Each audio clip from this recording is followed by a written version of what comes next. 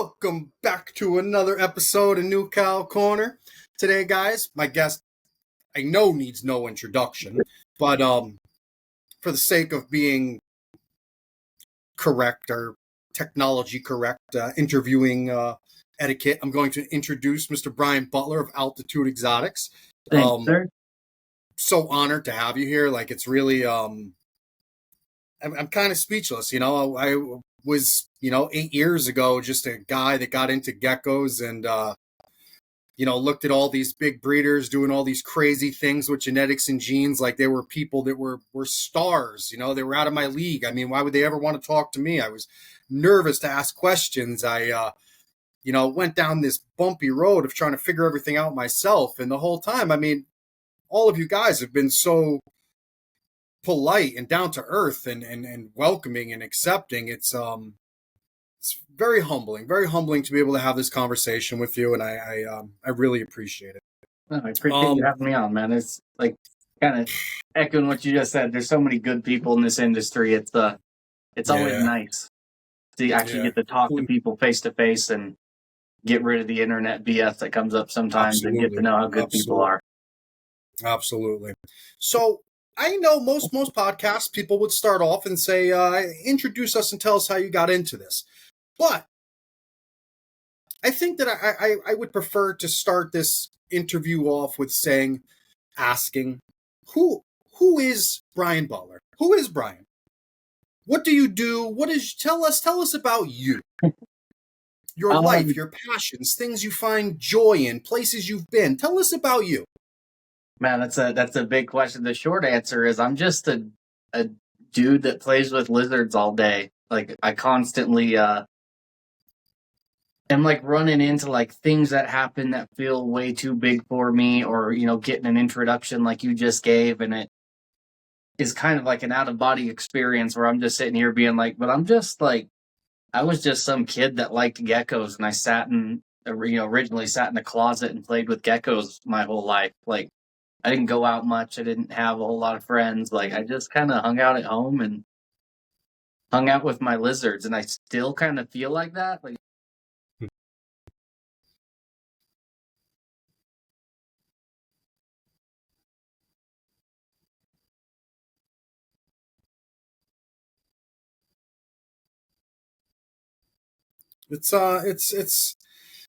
I get it, I guess. I understand, but it's good to hear, because so many people, and I feel, seriously? Oh, God. Can you hear me now? Can you hear me?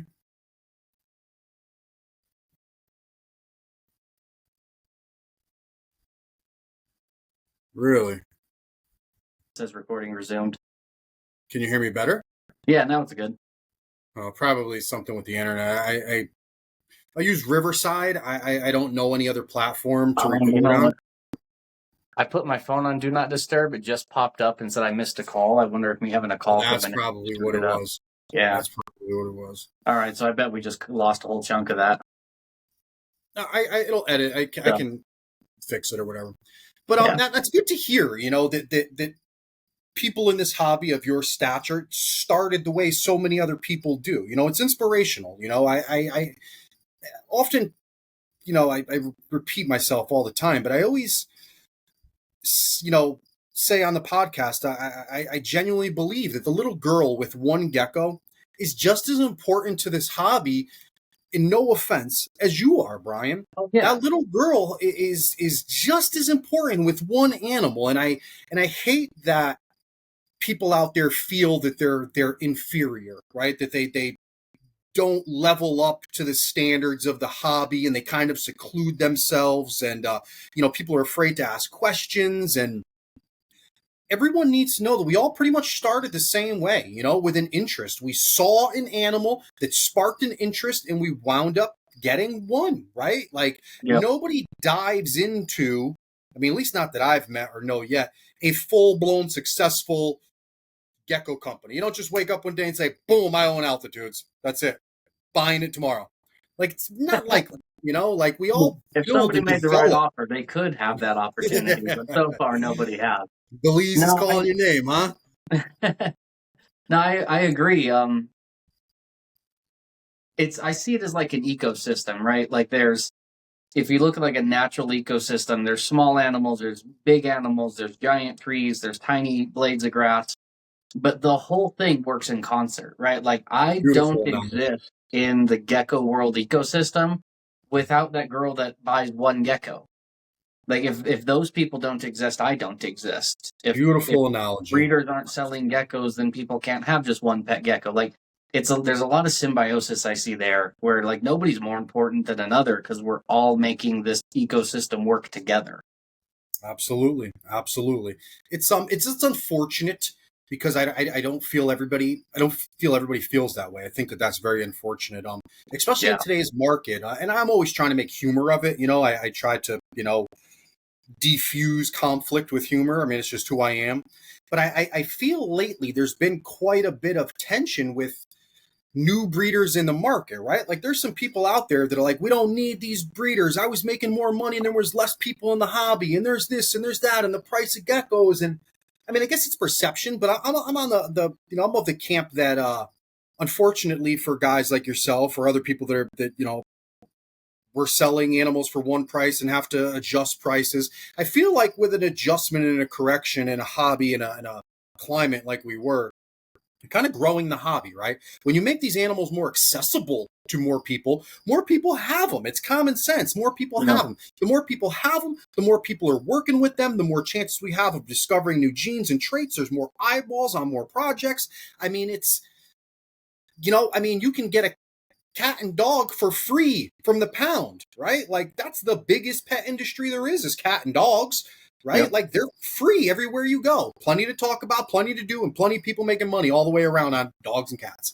Yeah. We just have to make little adjustments. Life in general is all about little adjustments. Which is a great segue into my next question to you. For someone like yourself that's been doing this for so damn long, how how has it been? How have you handled and managed the ups and the downs of the market for the length you've been in them? How have you managed to stay relevant and stay successful through all of these ups and downs?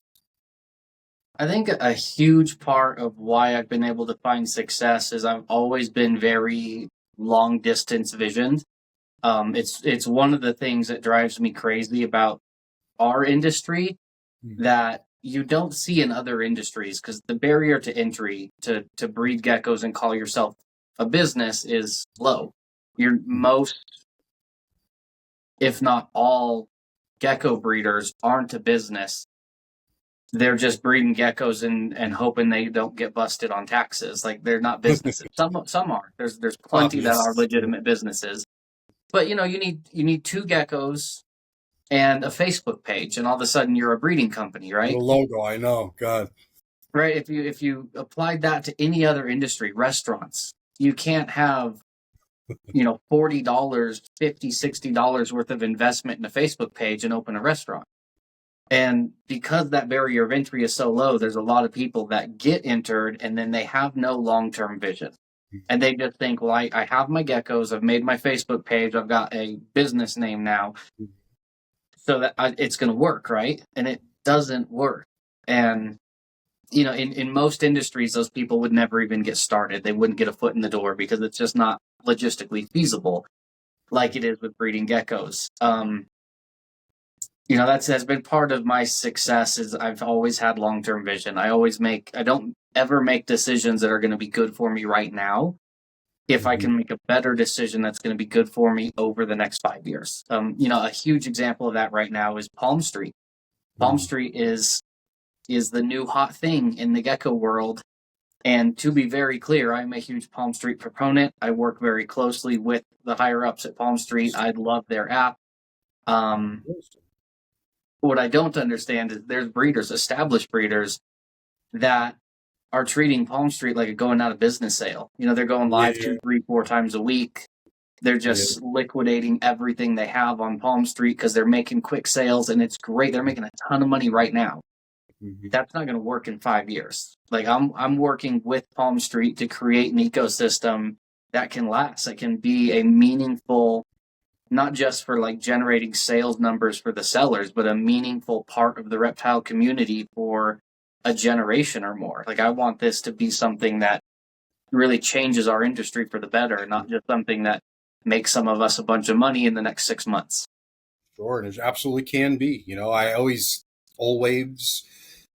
I pride myself in being a consumer, right? And having this consumer point of view from an industry I also am privileged to see the other side of, right? Like I breed hundreds of geckos, make hundreds of geckos. I don't sell geckos, right? I just not something I do. My joy and thrill comes from giving them to people or trading them or doing whatever I do with my animals. But my real passion is creating.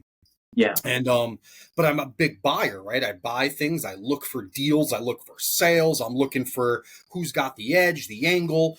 But all of my friends and everybody I deal with are sellers. Like that's what they do is sell. So I get to see both sides. And with Palm Street, it's interesting that you what you say altogether is interesting. I absolutely commend and understand and hugely respect your vision for Palm Street.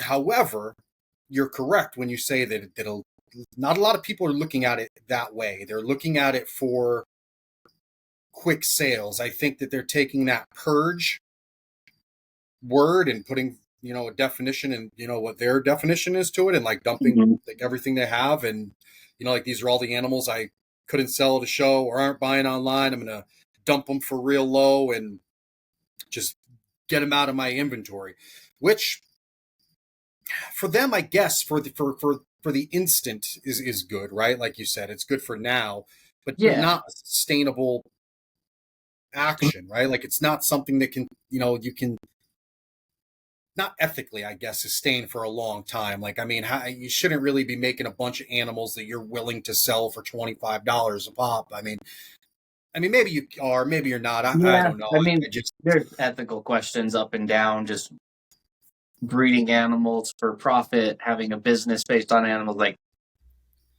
that's a whole topic I think we could get into on its own, is the ethics of animal breeding, which I certainly juggle with at times, for sure, doing what I do. But, with Palm Street, I don't hold it against anybody who's shifted their business to be largely on Palm Street. Like it makes a lot of sense. It's easy. Brilliant. When you used to have to run markets on multiple marketplaces and run ads and try and create social media content to make a buzz around your animals and van shows. And now you can go live on Palm Street and sell 4 times as many geckos with almost no effort. Absolutely. Like, even if your prices go down, it is hard to argue that it's worth it for a lot of people. But that's what I mean when I say they don't have this long-term vision. Like, that's not a business plan that's going to lead to you selling geckos as a business in 10 years. It's just not. It can be a piece of your business plan right now. Like, it is certainly a piece of my plans. It's going to be a piece of my plans for some time. Yeah. But that can't be your entire business operation. Yeah. You're not going to be here long if it is. Yeah.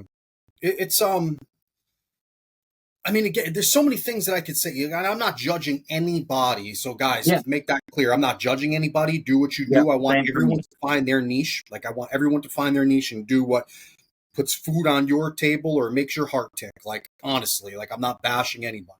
But when you compare, like you said, the overhead, and I often bring this up in podcasts as well with other guests, for someone like yourself, a vendor that goes to multiple shows, travels all over the country, sets these things up, puts on these beautiful displays, and you look at Palm Street, it is the overhead you're cutting alone from selling just the same amount, more animals, if you want my opinion. Your audience is broader, right? Like, instead of going to one show in Chicago, you now have an audience, arguably, I don't know if Palm Street broadcasts to the world, but in theory, say the world, right? Like, you can have someone in Korea, Japan, Canada, California, Montana, Nevada. All these people are buying an animal from you, where at the show, you're getting the people at the show, right? So you have a bigger audience. If you advertise properly, more eyes, less overhead. I was just saying this, I don't remember who my guest was, but I personally believe that if shows care about their future, shows are going to need to make some adjustments. Shows need to level up somehow, because these online platforms are going to make it very hard for them, in my opinion, right? Like, not saying that everybody should just do sales online. That's not what I'm saying. And I'm not saying that I don't appreciate shows. I appreciate going to a show and seeing an animal. But when you're looking at it live on Palm Street and someone showed me every angle of the animal upside down, inside and out, just like I technically would at a show, and I don't have to travel and I don't got to do all this. I mean, it's, I'm just concerned. My local show out here in White Plains, New York has been there. I've been going there since the 80s, 88. I've been going to the same reptile show. Mm-hmm. And when I go to that show and I look at the vendors and the people that have stopped vending because of other sources they have to sell their animals now and less travel, and just like I said, the overhead in general is less. It's concerning. I'm not a vendor, so I don't know all the aspects of vending. But my point in bringing this topic up in general is that it could get hairy for shows if another platform or two popped up. If another platform or two popped up and started selling animals online, and why go to a show? I both agree and in some way disagree with you. I personally don't feel as if it's concerning. Like, I wouldn't use that word. I wouldn't see it as hairy. There are shows that are going to fail. But again, I kind of look at it like an ecosystem. Like, that's not concerning or sad, or it's evolution. Like, the market is changing. Palm Street has arrived. The morph market is huge. There are better online sales platforms than ever. And the old school 90s version of reptile shows is no longer relevant. And that was my point. They need to runners, if they're not going to evolve, they are going to go away. We're already seeing some of that with shows like the Flora Fauna Show and the All-American Reptile and Plant Expo that are incorporating plant vendors and other forms of, live sales, plants, animals, crystal. Those shows have been a breath of fresh air. They're better than anything we've had out here in the West in a long time. People are making the adjustments, but it's not going to be some of the old guard will make adjustments and live on, and some of them won't. And that's the way business and life works. For sure. That's what I meant. I didn't want to be like all doom and gloom, like the shows are going to fail. But that was exactly my point that you just explained. You articulated it much better than I could, is that shows need to evolve because the old way isn't going to work. You need to upgrade and level up, was my point, because and that's exactly what I'm saying with breeders. Better option. I went to Flora Fauna the second year they had it, and in my eyes, I mean, that's just what Gabby and Brett did. Like that's they took your typical show that is already full of crested geckos and ball pythons, and instead of complaining and saying, okay, we're not going to be part of it, they kind of supersized it, right? Like, they just made it better, like all in New Caledonia, across the table, plants, everything. I mean, amazing show. And I don't really know how to explain it, but if shows would, not that they don't, but if they would do that, then I don't think there's a concern. Because again, my point and my viewpoint is from being a consumer, right? Like, I'm looking at it from a consumer. And I often ask, I'd ask myself, and I love shows, again, like I said, not to be misunderstood by anyone. I love shows. I love going in the flesh. I love the action of going, the excitement, being somewhere else. I love it. But when it comes to buying animals,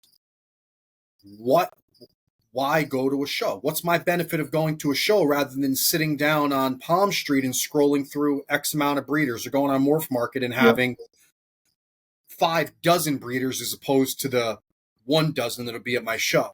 Exactly.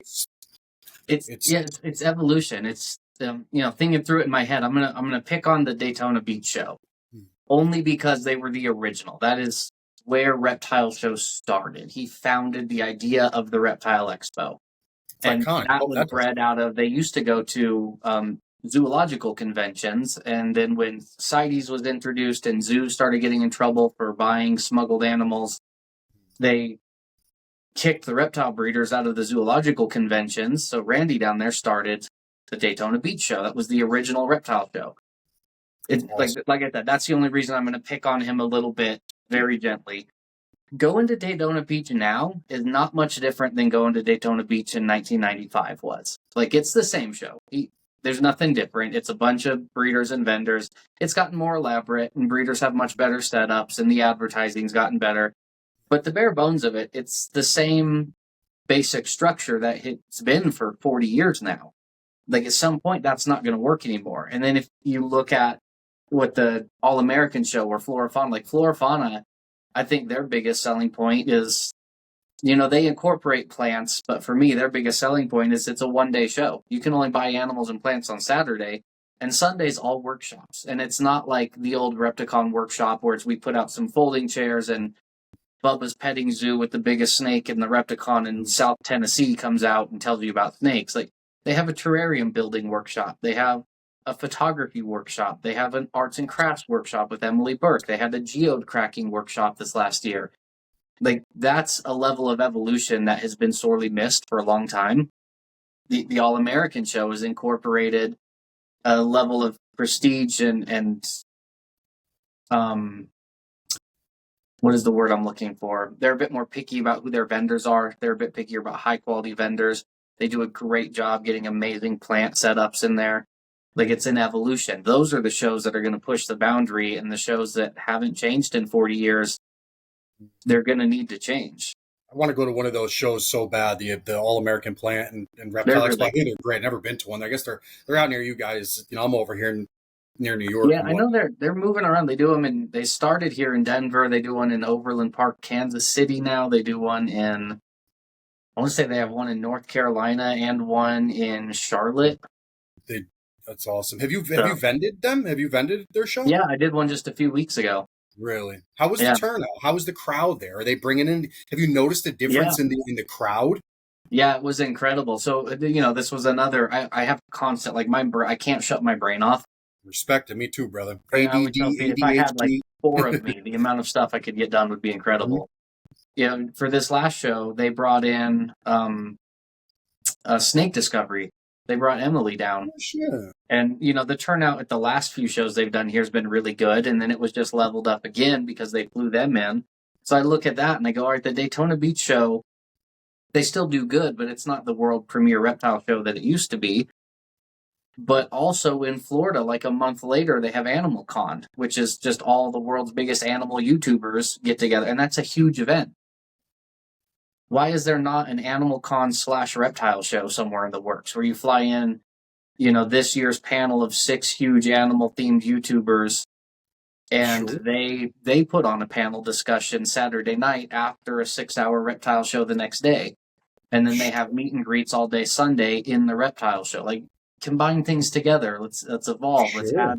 Give me a reason, right? As a consumer, like you said, I can sit on Palm Street and shop geckos all day. I can swipe through Morph Market all day. Give me a reason to get up on a Saturday, drive to Orlando, and go to a show. Because going to do Palm Street in person isn't going to get me out there anymore. Exactly my point. Exactly what I was trying to say. It's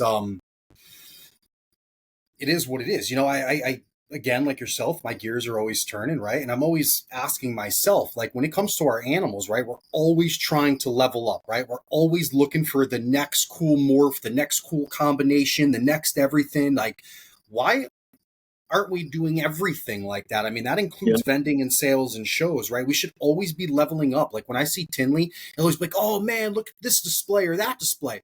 Great. That's awesome. We should, right? Like, every show should be a top the next one type of thing, right? Like, people got super complacent and just have animals on tables. And I get if that's what you can afford or your level of where your current state where you're at in the hobby, but we shouldn't always just be trying to evolve our animals. If you're in sales, you should be trying to, and you do it well too, and I can see it with Flawless. And I don't know if it's something you guys have been doing as a mentorship or just you guys being friends, or you guys are just gotten super close because of your similar styles, but you guys are always taking things to the next level, man. You have leveled up animals on a table to Fortune 500 status shit, right? Like, you guys have taken gecko selling and turned it into businesses. This is a gecko business. When you think of Altitude, you think of Flawless, and there's some others, but these are gecko businesses. Yeah. You're always one-upping yourself. It's not about the competition.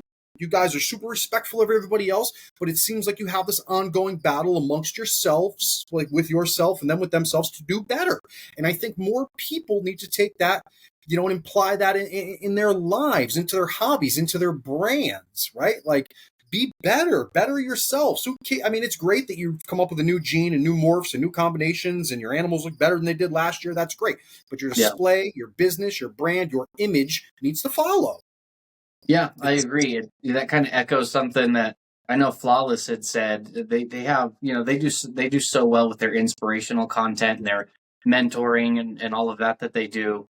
I know they're big into saying, like, treat it like a job. Like if you're out there telling the world you're a breeder, this is what you do, this is your business, this is my company name, yada yada yada.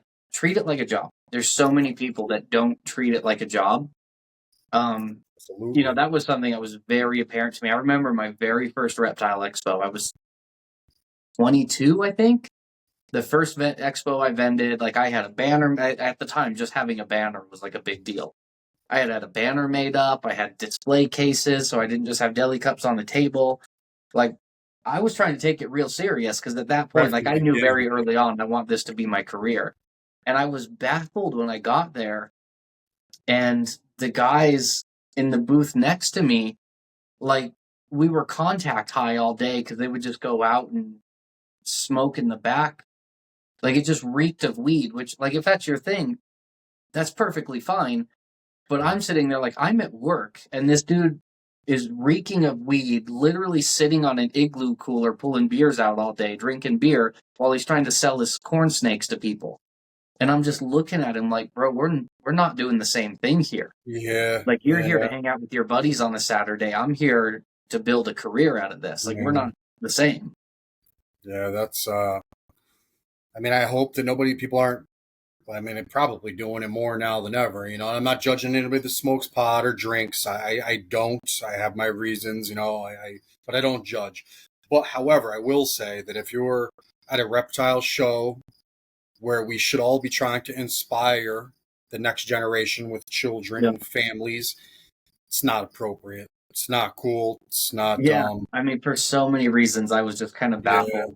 And like you said, if this is your version of I'm going to hang out with my friends on a Saturday, I don't care what people do when they go to hang out with their friends. But for me, this is my job. Even at that point, I saw this as my job, and I'm trying to educate people and, like, having kids hold my geckos. And it was a really early lesson that made it very apparent to me that I was looking at this a lot differently than a lot of other people were.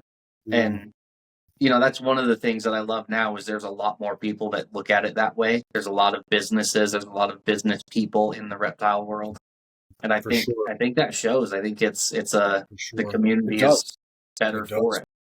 From a consumer standpoint, it's very clear. To me, I can walk into a room, scroll the internet, and I can tell who takes what seriously and who doesn't. It's very easy for me as a consumer to see who's a business and who's just in it for fun, which again is not wrong. I was just about to say, like, I want to make it clear, like I talked about earlier, I see it as an ecosystem. Like, there is a full place in the ecosystem for people that just want to hang out with their friends and talk geckos on Saturday, and people that want to breed as a hobby and don't take it serious as a job. And for sure. And, every step along the line, people that have 3 geckos and breed them just to see what it's like, and people that have 1 gecko. There's room for people that have 100 geckos and don't breed a thing. Absolutely. They just want a lot of pets. Like, there's a spot for everybody. I'm not judging any person. I'm just speaking to my experience. You're asking about me. Like, that's where my mindset is. I'm not a hobbyist. I'm not somebody that just likes pets. For sure. That's one of the things I like with this podcast. I like our listeners to understand is that there is room for everyone. Again, guys, the little girl with 1 gecko is just as important as the breeder out there producing 5,000 a year. Everyone matters is what the point is. Without one of us, we don't exist. It's like Brian said, we all make up part of this ecosystem. It's if hobby breeding and hanging out with your buddies is your thing, guys, please don't let me be. Don't take anything I'm saying personal, because I'm definitely not bashing you.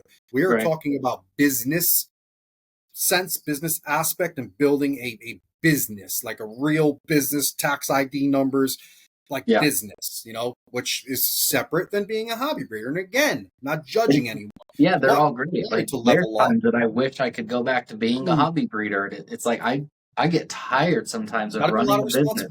I Like, bet. I don't want to do profits and loss sheets and deal I with bet. payroll and taxes and filing on time. And like, I I bet. sometimes I wish I could have one walk-in closet full of my 60 geckos, and I spend all my time on old forums talking to people that were my friends about geckos, and it was fun. Like, there's a part of me that really misses that, how much just carefree fun it used to be.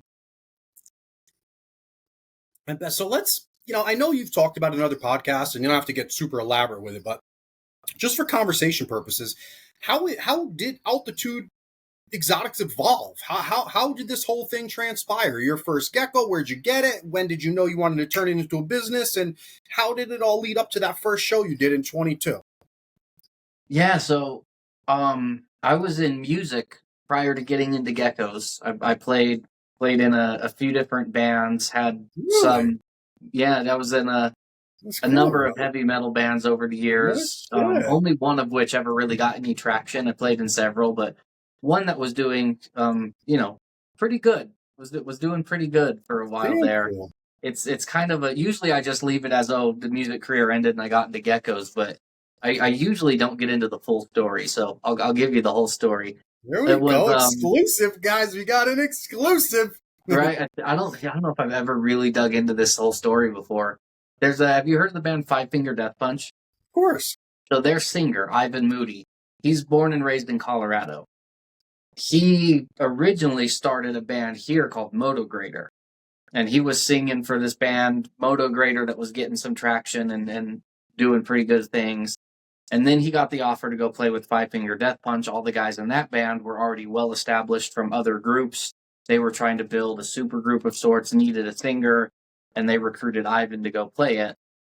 My band at the time was kind of like the next level down from where Motograder was, and coming up through the ranks and starting to get some touring and traveling and everything done. And when Ivan left Motograder to go sing for Five Finger, Motograder then poached our singer to go sing for them.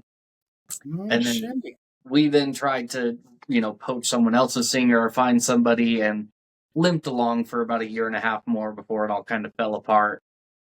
And then me and some of the other people from that band and friends limped along for a few more years, trying to get What did get a you play? break In in the music. drums, bass, guitar? Drums and vocals, yeah. No shit. So it got to a point that I had gotten into the geckos. Then I had a girlfriend, a girl that I was seeing at the time, had kind of drugged me into a PetSmart, just wanting to go look at stuff one day, and we ended up looking at the crested geckos. Had never even heard of one. It kind of snowballed from there. That's the story I always tell, Mhm. is this famous story of a girlfriend drugged me against my will into Petco, and I got a gecko, and then a friend told me how she was going to breed hers, and I went, oh, hell, you can breed these? I got to try it. And like, that's the story I always tell. The other side of the story Here is we go. about a year and a half into breeding, I had just, I don't even think I had really coined or founded Altitude Exotics. I was just like, I'm going to breed these for a living. I'd figured out people sell them online, and was like, yeah, this is like, I'm going to build a career out of this. This sounds cool. I've always been weird and never wanted a normal job. So I had kind of decided, like, I'm going to make a go at this. I think I could breed lizards for a living. And then here comes my old singer. His name's Mike Woodruff. He comes back around on tour with Motograder, and we threw a big house party when they came through Denver on tour. After their show, I threw a big house party for everybody, and the band at one point had come to me and said, "Hey, we need a second drummer. We need a percussionist. Um, yada yada yada. We got a new album in the works. We need a percussionist. What do you think about moving out to California and joining the band? We want to recruit you."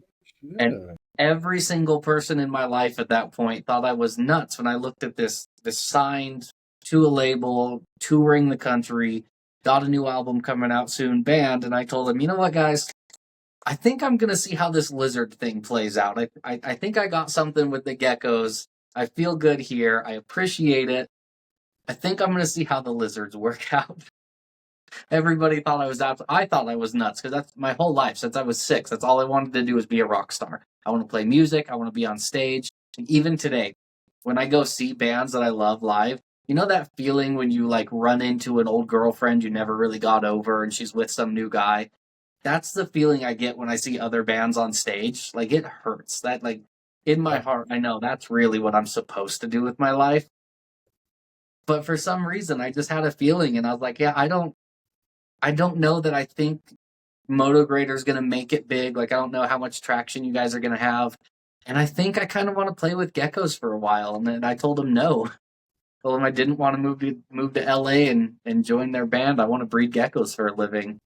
It turns out I made the right choice. So is the band? What's up with the band now? So Eh, Motor Grader fell apart. okay. They've kind of tried to reform under different lineups several times over the years, but never really got back to the momentum they had when Ivan left. They had really good momentum when Ivan left, and they just have struggled Yeah. over the years. They struggled to get that momentum back. It never really played out. So a bunch of my friends that were tied up in that world, like they're still out. A bunch of them live in Sacramento now. They've got a band called the Alpha Complex, and they're still out there grinding. They're doing music. I have a ton of love for them. Like I have so much respect for them because they're still grinding way harder than I was ever willing to make that dream come It's true. a lifestyle, man. You gotta Yeah, get it's a looking at what they're lifestyle. going through to make that dream come true is how I know I made the right choice because I know I wouldn't Just gonna I say, wouldn't man, be look at your putting in the kids, effort they're man. putting in. That relationship you have with your children, it's Yeah, it's you like wouldn't be able to really live that, I don't think, if you're touring no, there's across there's a your kids. big part of me that regrets not chasing that dream to my fullest ability. But there's another part of me that I've watched my friends do that, and I know in my heart I didn't have it in me to put in the effort they've put in, and I probably would have never, I would not have achieved the dream that I was chasing. Well, hell, it's not like you failed, Brian. You went a No, different like route to success. yeah, Like like I certainly don't feel like I failed. I feel like I not at regret all. not having a better chance at that path. But like I said, the other half of me knows that I didn't have what it takes to find success on that path, so I can't really regret it. Not that you didn't have it. You didn't really. I mean, in my opinion, you probably really, in your heart of hearts, didn't want it as bad as you wanted something else, right? Yeah, Because you yeah, I seem think that's strike me as a person that's different ways of saying the same you thing, right? Like if wanted I it. really wanted it, I would have Yeah, had what it takes, and I I believe didn't you have what would it have. takes because I probably didn't want it enough. I believe Yeah, you would have if you wanted it is enough. You wanted this. You clearly have not backed off yet, right? Like you are always innovating, always raising the bar. I mean, that's one of the things that I respect most about your brand is that you're always raising the bar. Flawless as well. You guys raise the bar and not in a like smug, disrespectful way, I guess you would say. Like you don't like, hey, I'm better than you guys type of thing. Like you raise yeah, the bar and encourage others to follow, which is brilliant, right? Like, it's better for the whole hobby. Again, it's like better for the ecosystem, that yep, you protect your hobby, right? You guys are absolutely protecting the hobby by giving us a good name and a good image and being great role models for the hobby. You leave plenty of doors to be open for people. I mean, it's a very unique thing that you do, and I really want to highlight it again, like I did with Flawless, is that with all the infighting and bickering and stuff that we see in the gecko community, guys, there's really no need for it. You can be successful and still be inspirational and be yeah. nice to people, and it eats me alive, bro. And I gotta leave a Facebook group because I read a response that someone gave someone else. I'm like, this isn't what I signed up for, man. Like, Yeah, I I, I I don't. mean, it all kind of goes back to the what I said earlier about having long-term vision. Like Yeah, I've learned I don't pay attention to those kinds of comments and those kinds of people because I know, like I've been doing this long enough. I know, like see if somebody's. I had a friend once that some person was saying a lot of really nasty things about me online. And she had gotten really upset on my behalf and then had engaged with the person when it was like trying to defend me. And I finally called her and said, "Hey, like you got to stop." Like, but they said this, and how can you just sit by and let them say these things? And I said, because they're not playing the same game I'm playing. Like they're trying to beat me at a game that I'm not playing.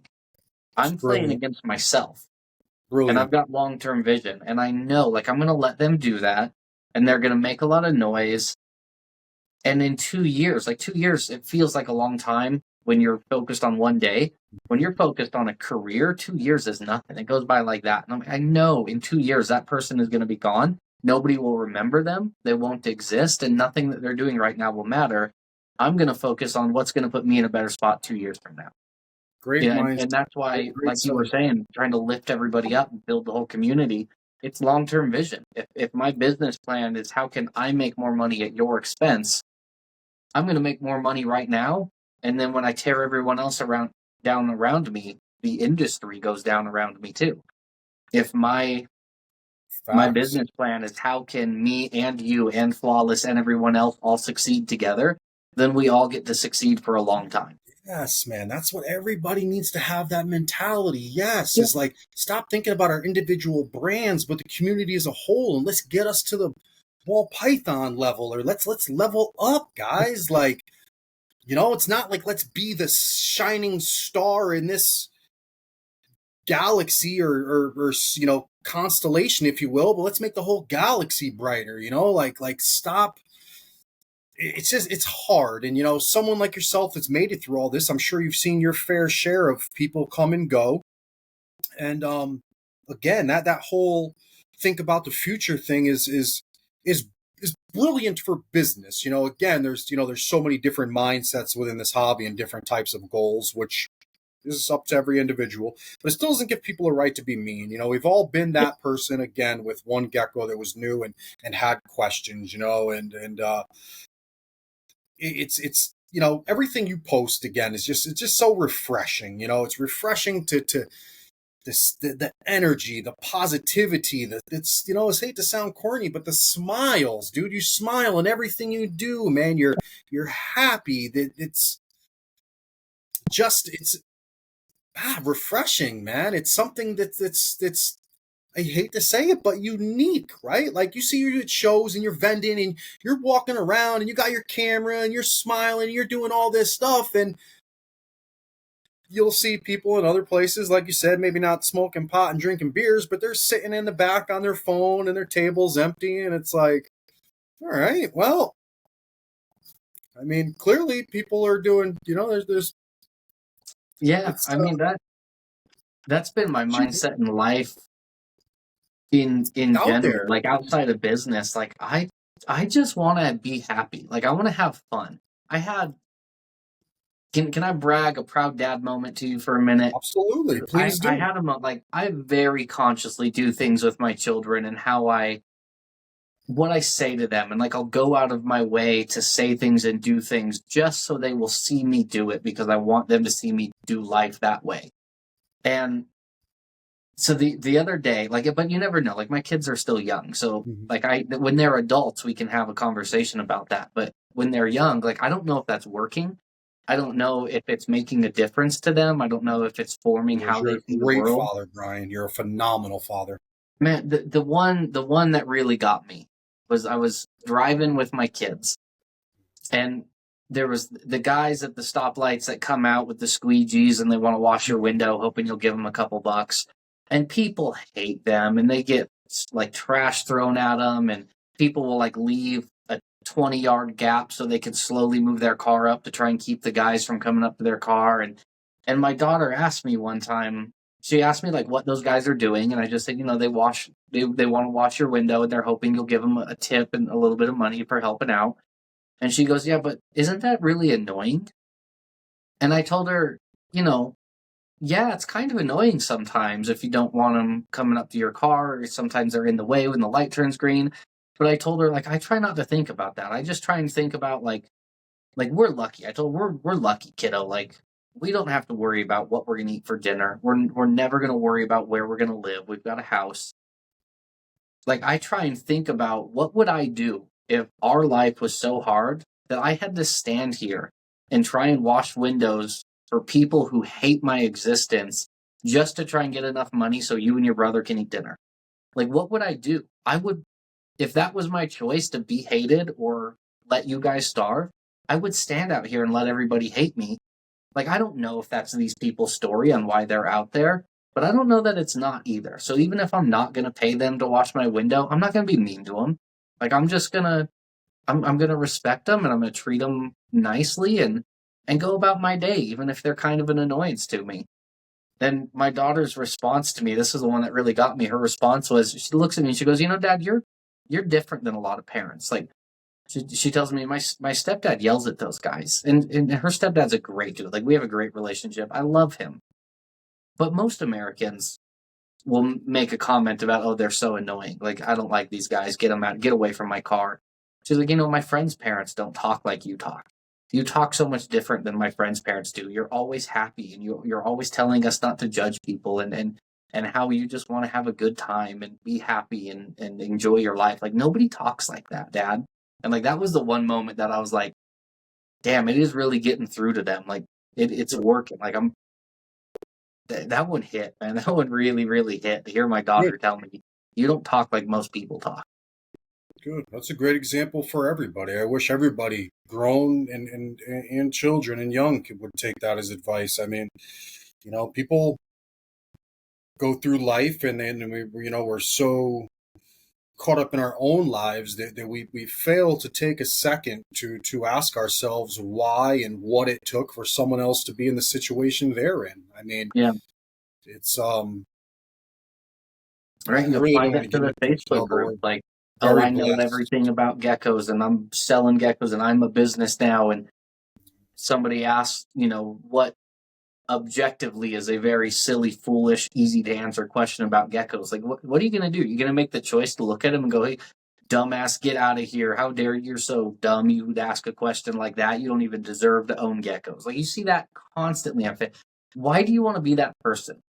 Like Right? that, I don't want to put that energy into the world. I don't want to find like, and the way I see it is like if I'm gonna put that negativity out to give it to somebody, I have to find it myself to put it out. I don't even want that to be within me. Like why do I hold so much of Facts. that negativity in myself that I have so much to give out to other people? Like that's a sad way to live. Facts. Absolutely, man. I try to tell people all the same thing all the time, Brian. It's Right? like you've got some real issues to project that on other people. Like just to project that energy. I'm a big, you know, advocate and proponent of energy, right? Like Yeah. and coming in and going out and it's I don't want to start sounding like a monk or anything, but to project that type of energy on other people, you've got you need to spend some time in front of a mirror, right? Like you really need to figure out what the cause of that anger, frustration, whatever it is, you need to get to the source of that problem if that's how you want to talk to people, because it's an issue within someone's self. I mean, people that ask those questions, I mean, you should be honored and flattered that you have the information that you could give to that person, right? Yeah. And God only knows with today's, social media, all these pictures and logos and whatnot, that it's not a child asking you. Would you really feel cool responding to a 10-year-old child like that? I mean, Yep.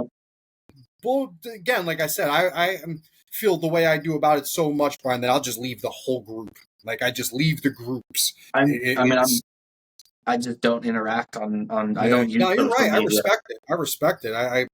Right? You It's know, just I but don't to me it's like I don't get, but I understand most humans struggle to have empathy to where they're like, well, why do I care if I'm giving so much positivity to that person? They don't deserve that. Even if that's your mindset, why are you spending so much time finding the negativity in yourself? Like you can't give it out unless you find it inside first. Or you could use that same energy to find all the positivity you can in yourself and hand that out to everybody else. Even if you don't care what you're giving to other people, care about yourself. Like what are you doing with yourself? Are you being negative all the time? Or are you going to put your energy into finding the positive things that you have? sure, for Right? You sure, don't even you have know, to care about other people to for want to be sure. positive that way. It's not selfish. I say this at least all the time. It's not selfish to put yourself first, right? You have to be mentally and emotionally sound to be a good person for others, right? Like you Yeah. have to be the best you. We have to pay more attention to ourselves, not what we have, not necessarily what we do, but how we feel, right? Like again with the energy thing is it's like our current energy is going to directly reflect the energy we put off. And if you can better that, right? If you can be at peace with who you are, what you're doing, Yeah. a current situation, you're more apt to handle any particular situation that may arise unexpectedly with a more positive outlook Yep. overall. It's and I know it's not easy. I know I've been there. I'm not trying to sound like I am some monk, because I have my moments where I'm ready to Oh break yeah. shit, right? Like, It's not easy. It's not like I'm sitting here going, I'm yeah, perfectly positive and treat everybody with the proper empathy and respect. I absolutely do not. There are days I have bad days, and I for have bad sure. thoughts and say things I shouldn't, and I'm judgmental, and I can be rude, and I can be unhelpful, and like, yeah, it's an Acknowledging that. everyday struggle and an everyday choice. Mhm. And some days I Acknowledging can't that make the speaks right volumes. choice. A lot of times I try to. For sure. Just knowing that, though, and that's also goes hand in hand with the good energy, bad energy, fixing ourselves thing, is we need to acknowledge the fact that we're not perfect. We Yep. do have flaws, and we need to acknowledge those flaws. You can never really fix anything if you don't acknowledge what's wrong, right? Like, with everything, our businesses, our animals, our collections, ourselves, you have to be honest, right? Honesty is the key to everything, right? Like, we can't live in this world where we just expect things to be how we want them to be. Doesn't work like that, right? We live in Candyland. Like, I mean, it's not. But you do it well. You do it well. You're a great role model. Cool little tidbit for your kid. Actually, my very first lychee is named after your son, Gage. Oh, really? That's right. We were talking about something on Facebook one time. He posted a picture, and somehow his name came up, and I was like, "Huh, that's a damn cool name, man. That is an awesome name. I'm naming the gecko Gage." That's amazing. You'll have to send me a picture of it so I could show him. Yeah, He'll my get a kick first out of first that. male, my first male Lichianus named him Gage after your kid. Cool.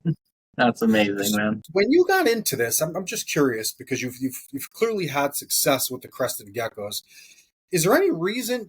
Not that I know that you don't work with other species, but is there any reason that you stayed with just crested geckos and didn't,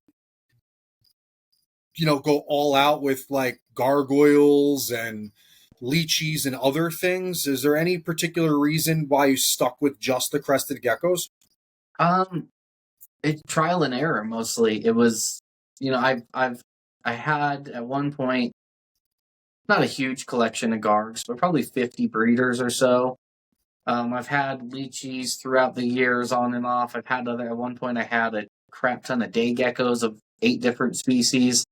Oh, shit. And really, it mostly boiled down to what am I good at and what am I successful at? Because those aren't always the same thing, right? Yeah, for sure, for And sure. a big part of it was space. Like, I've been in Right. the same space breeding wise since 2012, and I don't really want to get to a bigger space. Like, I know if I get more physical space Mhm. to house animals, I'm going to grow to a place that I'm not comfortable managing and I don't want to manage.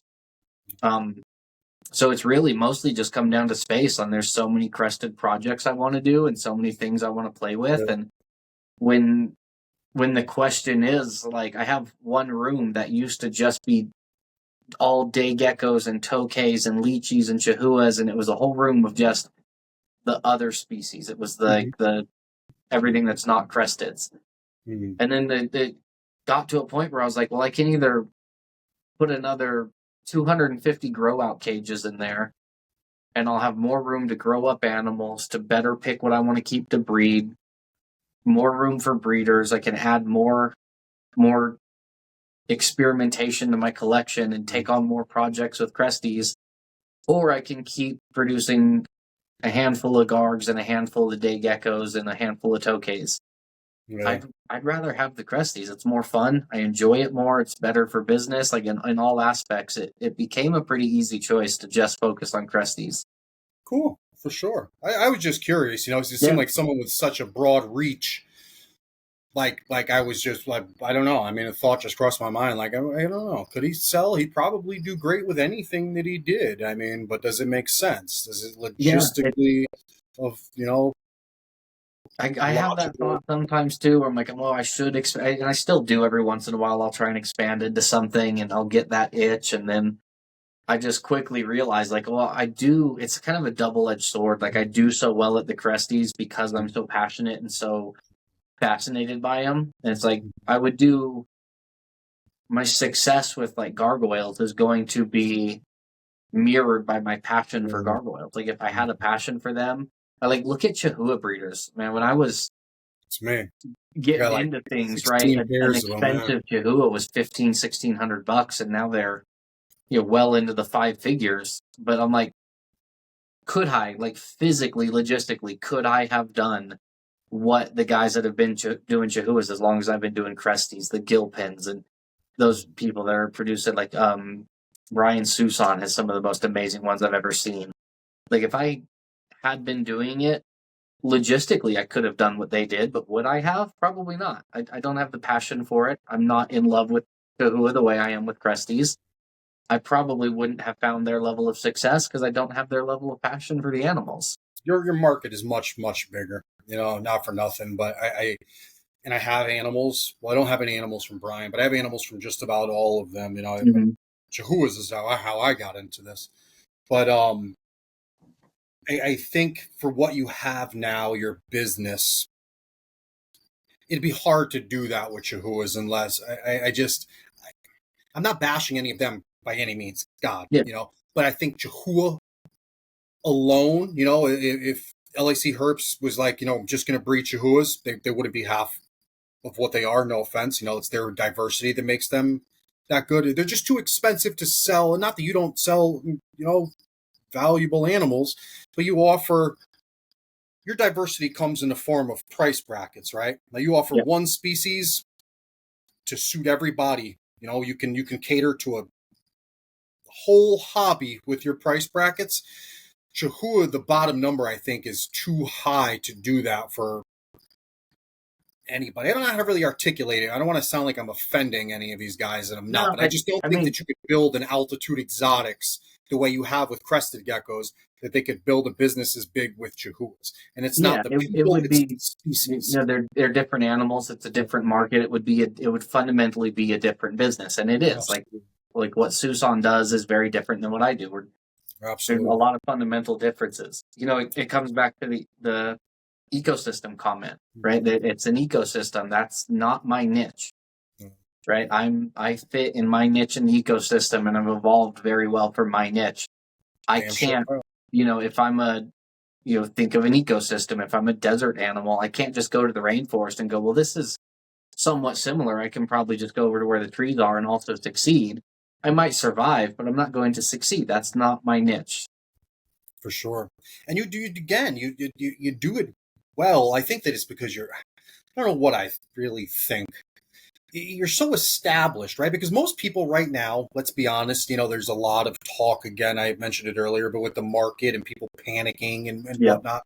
And I see a lot of similar answers or solutions, and that's to diversify, like get more species. If you have more species, you cater to a broader audience, blah, blah, blah, blah, blah. You don't need to, right? Like altitude does not need to diversify species to survive. You don't. Your name is synonymous with crested geckos. Like it is from a consumer standpoint, like I hear altitude, I think crested geckos. Like I don't feel, after talking about it, right now and thinking about it with you, that diversifying would really financially benefit you at all, right? Like no, I mean it's the chicken and the egg thing, right? Like we just talked about. Like I have diversified in the past.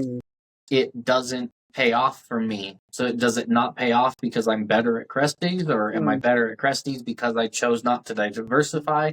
I think they work together. It's one and the same, right? There's people like Tiki's geckos, for example. They're huge in the Cresty world, but they're diversified as hell and have all kinds of stuff, and it has paid off for them enormously. Enormously. They have far surpassed anything that I do. A couple weeks ago, he's great. Right? It's paid off for him. I can't do what David does. That's not my niche. I don't have the skills that he has. I wouldn't be able to pull off everything he pulls off. I'm not David. I can't do what he does. If I tried to diversify like they did, I wouldn't find the same success they did. That's just not who I am. It's good. You don't have to. Again, it's Right. cool. I mean, have you found it over the years? I know I asked a question earlier, but we kind of got off track. How and I know you've taken how has it been? How has how am I going to say this? How have you survived, and how do you? I guess I can answer that for you. Would be, with the ups and the downs of the market. How have you, and how do you plan to continue to ride this hobby out? How again, like I said, I guess I can answer it. You would just say, you make adjustments. But, over the years, the market, I mean, I could just think of for myself being a child to an adult and these animals Mhm. being around and being a consumer. The market has always gone up and down. Prices, like anything else, reptiles have their moments where they're expensive, and then they're not expensive, and then they're expensive, and then they're not expensive. And it's, an up and down thing. And I've seen it break, and maybe because I've never been this involved. Like there's never, my whole life I've had reptiles for 40 years. I've had born into a family that bred big snakes.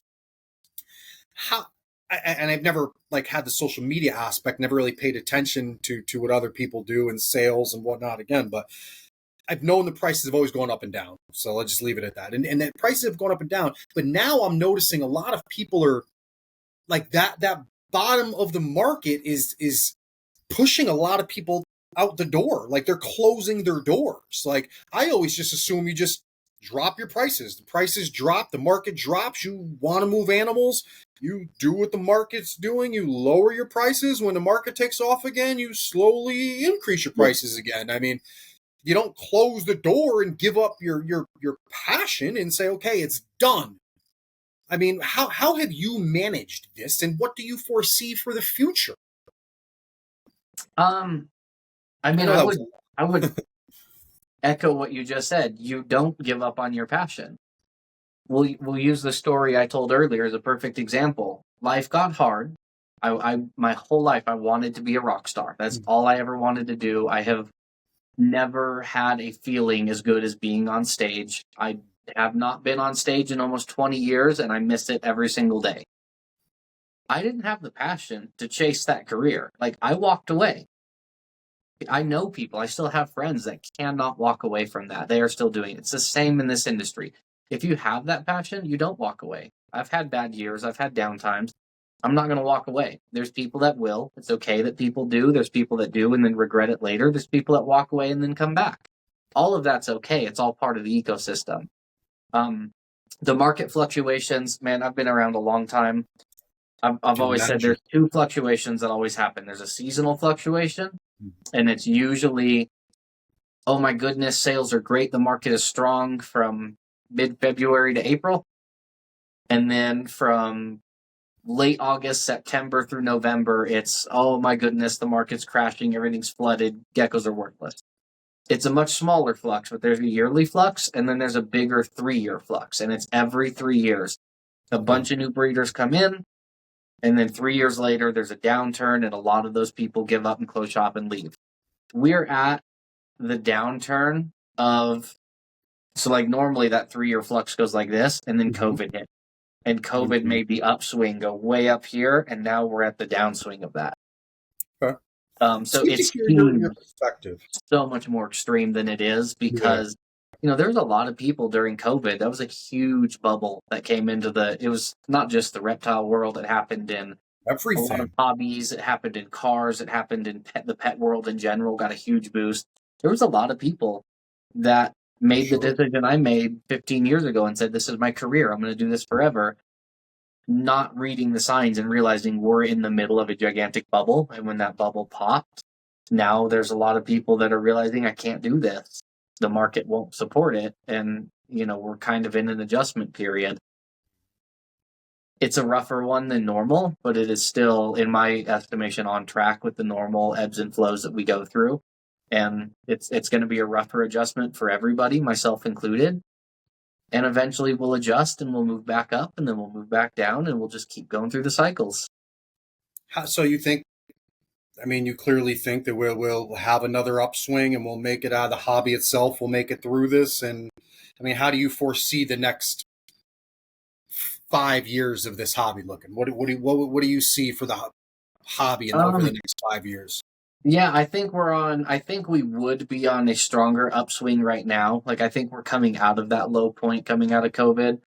That's hard to tell if you just spend a lot of time online, because there is always, it doesn't matter what year, what time, what month, there's always people online talking about how the market's dead and we've got to sell everything off because the market's dead. It's like, no, the market's not dead. Your business acumen is dead, and it was dead on arrival, but that's not the same thing. Those people aren't part of the ebb and flow. They're just noisy people online. Mm, I think we would probably be on a stronger upswing right now if it weren't for the political and economic uncertainty that our country's in. Doesn't matter what your views or opinions on it are, it's there. It's there. It's the unknown, the insecurity. It's very insecure. Whether you think it's going to be a net positive or a net negative over the next 4 years, the fact is there's a lot of uncertainty, and that makes things in the economy difficult. And I think that has kind of slowed the rebound that we would normally see, but it's still there. It's still there. I think we are slowly on an uptick. I think that uptick will, like I said, that swing is going to get slowed down, and that curve will get flattened a little bit due to everything. But I do think we're in an upward trajectory, and we'll probably be there for the next couple of years.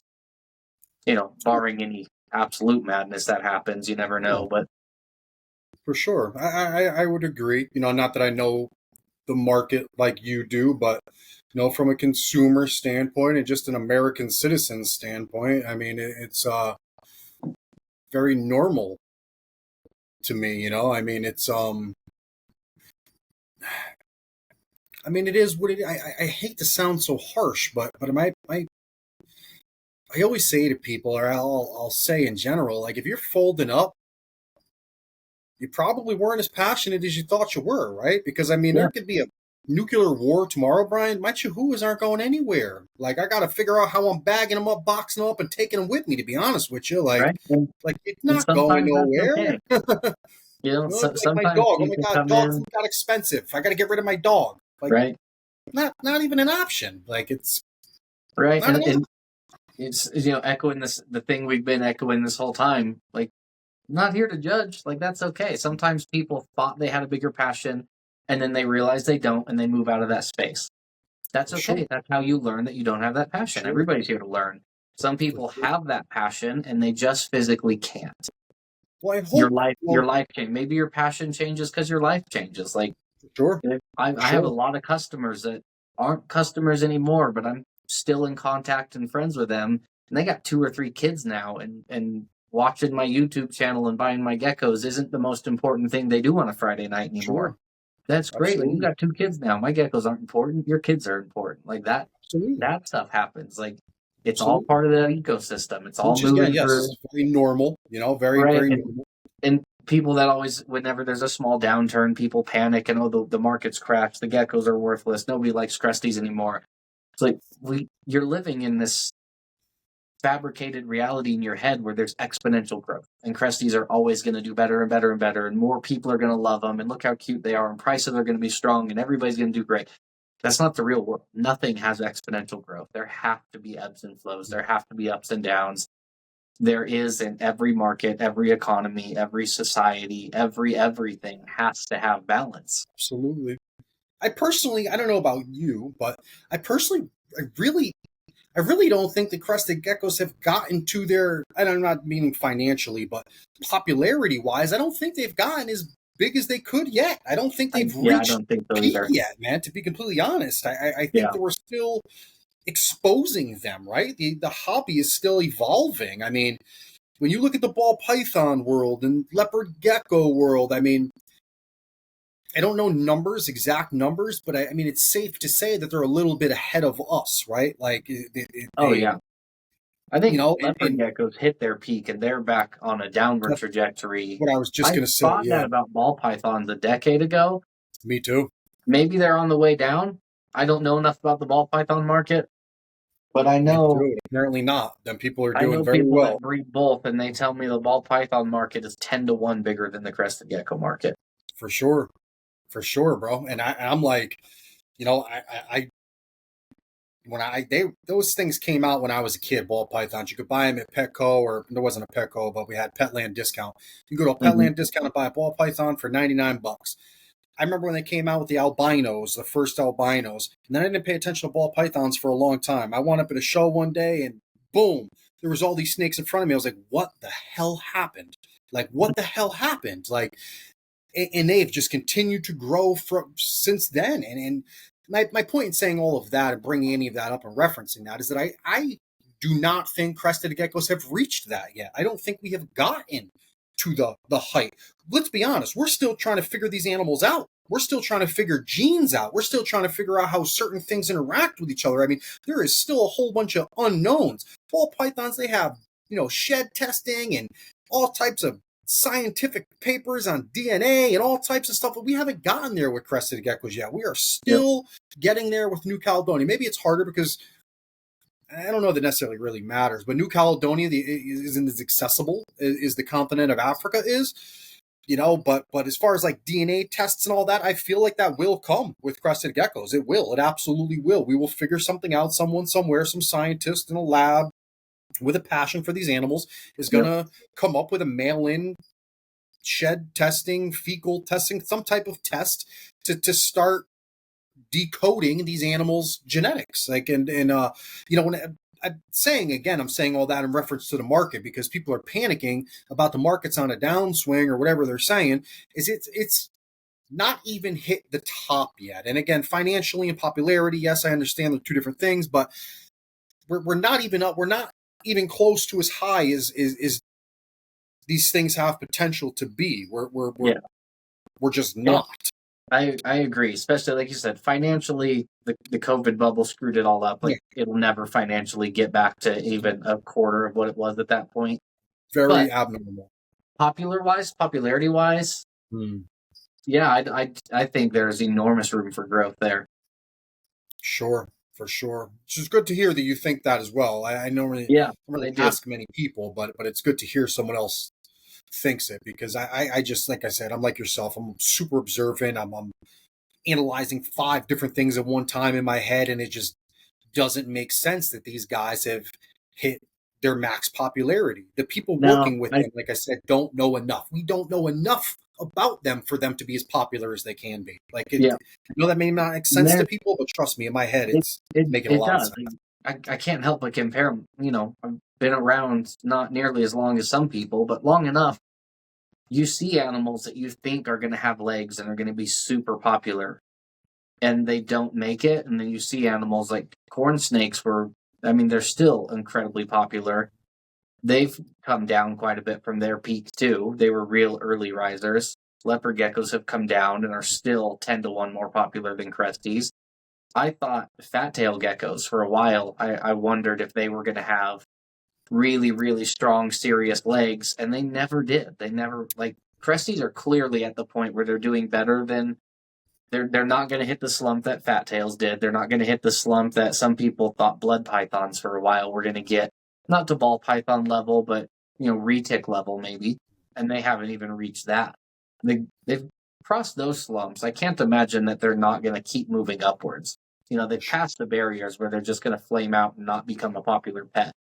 I can't imagine they don't get to, the status leopard geckos and corn snakes and your kind of bearded dragons, that kind of stuff. For sure. The people working with them, like yourself, I again, like I said, referencing you as a role model, whether you want to admit it or you don't, you have a huge part and you have a very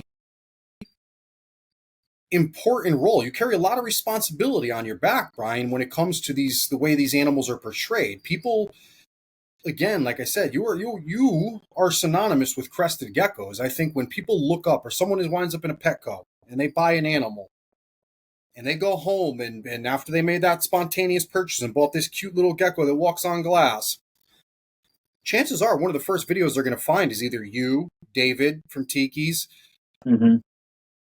Flawless, right? Like, there's very, like, you guys have a lot of responsibility, and which is cool. It's super flattering. That's awesome. And you guys all do a great job at it, so it's, I don't know. I mean, that's cool. Again, I every think one of us out here, though, leads and has a minor part in how the rest of the world views these things, right? Like we yeah, all have to take this into yeah. I consideration mean, when we it's post a weight pictures. that the entire community shares, right? Yeah. It's Hmm. it's portioned out mostly equally to how much weight you have in the community, For but sure. everybody shoulders some of the weight. Like we've For all sure. got to do right by the animals, do right by how we represent them, how we treat them, how we tell people Sure. about them, how we display them. Right? It's a responsibility everybody shares.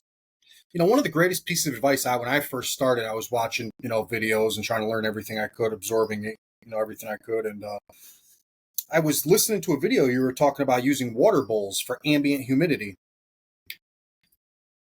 Probably one of the best things I've ever done.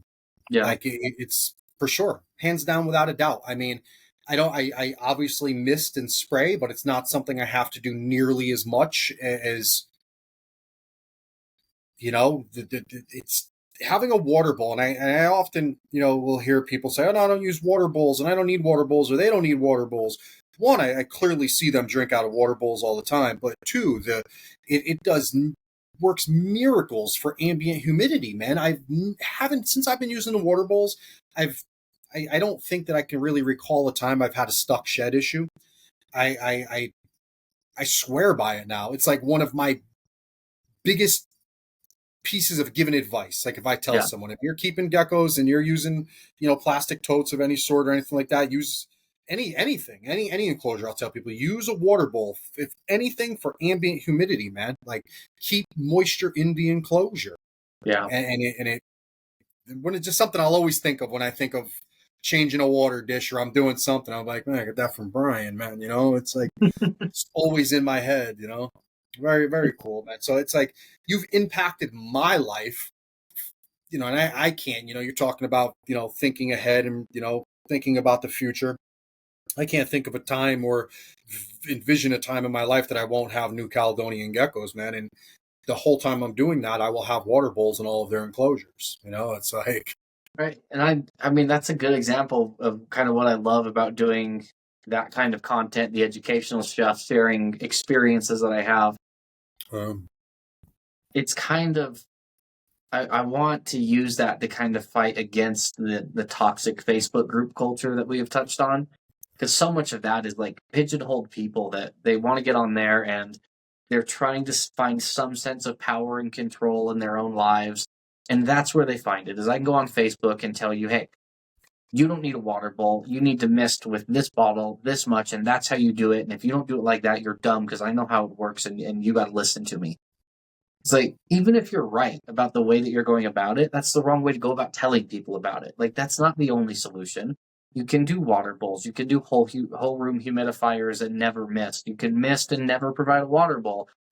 It's like, it needs to be a community where we go, here's a list of options that have worked for different people. for Test them sure. out and see what works best for you. Every cage, every room, every location in the country, it's all different and not one thing's going to work. So let's just compile good info and support each other in finding what works best for our situation. Agree 100%. It's all about options, man. And that's one thing I love Right. doing on this podcast and my other podcast, the Gecko Exchange, is we're always trying to we ask different breeders the same question because we want people to know that there's more than one way to skin a cat. There's options depending on where you live, right? Like I can give you, step by step methods on how I keep an animal here and works perfectly for me. And you can do step by step everything that I do right here in New England, and you try it in Arizona, and you're going to think that I'm a madman because your animal's going to die in a week, right? Like it's Yep. what I do. Every little micro environment is a little bit different. The goal stays the same. That's why I'm a huge proponent of using nature as our proxy, right? Like I believe that nature should kind of always be our gauge because that's what we're Yep. trying to replicate. Now, how you get there, that's depending on where you live, what you're doing, but this is the ultimate goal, right? Like these parameters. And there's more than one way to do it, clearly, right? Yep. Like, but having options, right? Having an arsenal of effective options is something like you're saying that we should be trying to do is give people options, right? Like Yeah. telling people how to do things is kind of dangerous, for obvious reasons, telling them how to do something.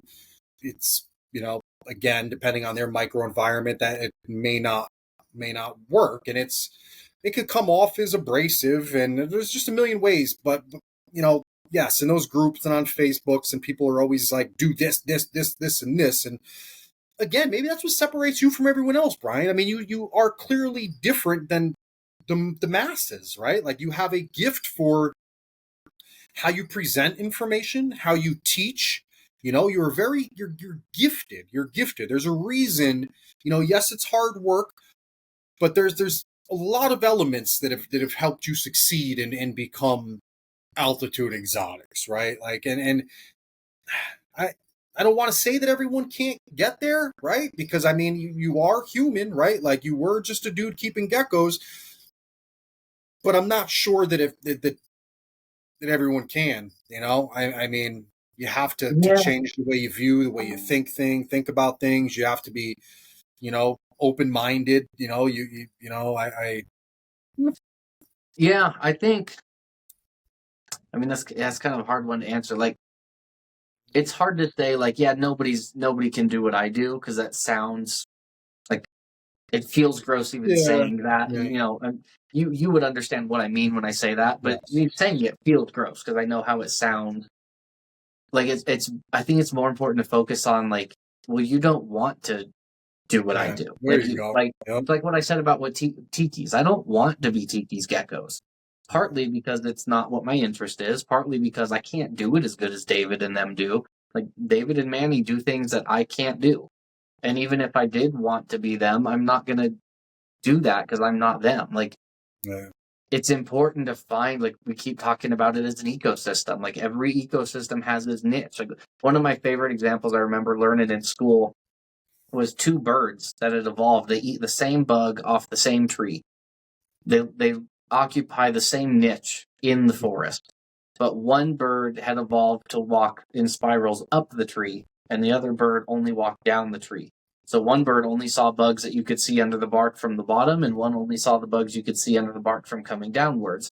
And they were two separate species that lived on the same tree in the same location, eating the same food, but didn't overlap because they filled very slightly different ecological niches. It's like, that's the mindset to have, isn't, Yeah.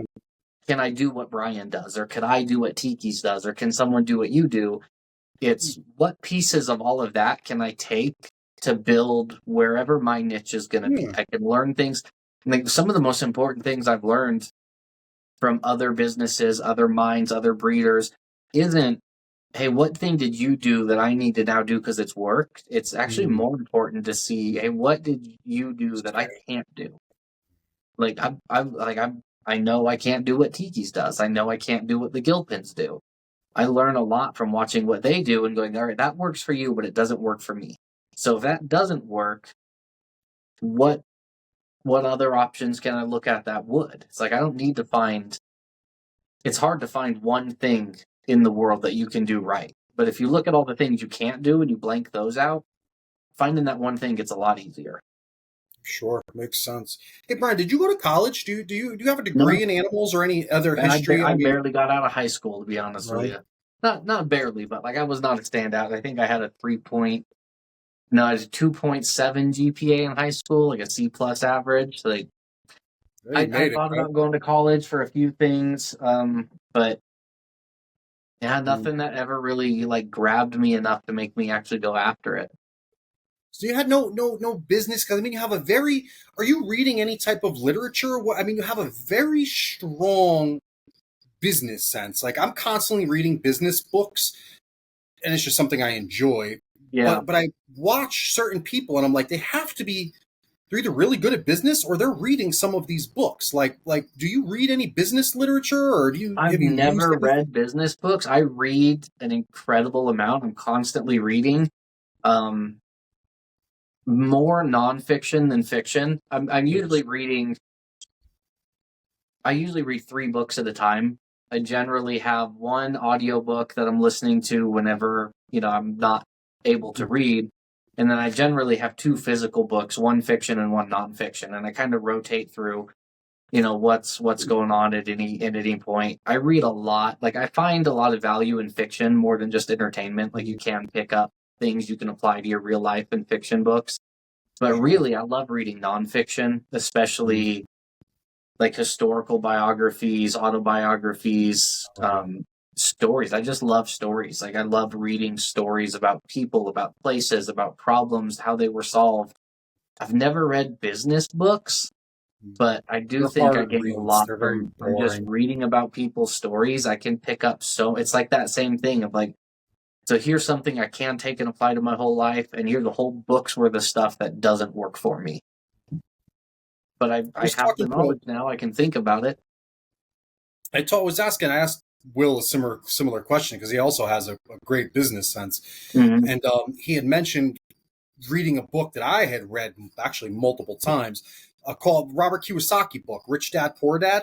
Have you ever heard of it? I have. I've made the number of times I've had people tell me to read that Really, book, and the dude? number of times I've It's had like a people Bible. baffled that I never have. It's a very really good read. It's Yeah. kind of like a business book meets biography type thing. Very cool. Mm-hmm. I was just curious if you read it, but so you just have I this need to. naturally gifted business. I was just curious where it comes from. I mean, I know it's the passion, but is your passion making you this good at business? Like, I mean, could be. I just can't turn my brain off. I've been like this my whole life. I mean, I really have. Like when I was a kid, and we used to go. There was a golf course by my house where we lived. I kind of grew up in different areas. We moved 3 or 4 times. Colorado the whole time, or have you lived Yeah, in other always in states? Colorado. Um, there was a spot we lived kind of south of Denver that there was a really, really nice golf course about 1.5 miles from my house. I used to ride my bike over there because it was fun on the cart paths. They were like twisting like this, and we would go like race our bikes until the golfers would yell at us to leave. And then I figured out there's a creek that goes through the golf course. So I would go walk through the creek, like leave my bike, and I'd find all kinds of snakes down there and frogs and turtles, and it just became fun to hide from the golfers and go look for animals and walk through the creek and get properly muddy and disgusting. And then I figured out, well, when the golfers don't want to get muddy and disgusting and they hit their golf balls into the weeds in the creek, they leave them there. And if I go pick them all up, take them home, wash them up, and set up a little stand a block down the street from the golf course selling used packs of golf balls for 50 cents each, I can make money to go find snakes, essentially. I get to go play with garter snakes and turtles, and whenever I see a golf ball, pick it up, and I can make enough money to buy a new pack of Pokemon cards every once in a while. That makes a lot of sense, Brian. That was kind of almost like, from my point of view, I mean, that's probably the inception of your passion for animals and business. Like Right? altitude probably started right then in the creek in the freaking golf course. I mean, it's a mix of everything. I've spent most of my childhood out trying to catch animals and exploring in nature. And I've just always Beautiful had area this too. brain that Yeah. I can't shut it off. I see angles like that everywhere. It's like I said, like I have ideas when you were talking about like responsibility on how people see these animals. Man, I've got ideas on how I would like to grow the crested gecko business in general. Like I just don't have time to do it. Like I think somebody should put significant resources into pushing the idea that geckos should be treated more like fish than they are like pets. Like nobody holds. This is a huge thing that I've been focused on for a lot. I could talk business ideas for hours with you. Love to hear I it. don't know how to make this a business, but like the idea of what it would do to the gecko industry in general if we could popularize the idea that these are more like fish than they are pets, because people like to pet their gecko and hang out with it and you name them. Nobody names their fish. Most people don't name their fish. Nobody holds their fish. Nobody brags to their friend about how much I love my pet fish. Because fish aren't pets, they're living artwork. People don't like their fish, they like their fish tank. It sits in the living room and the whole family gets to help decorate it. And what are we going to pick to put inside? And then you get into the coral people that spend thousands of dollars building elaborate coral tanks that is the centerpiece of their house, is their coral fish tank.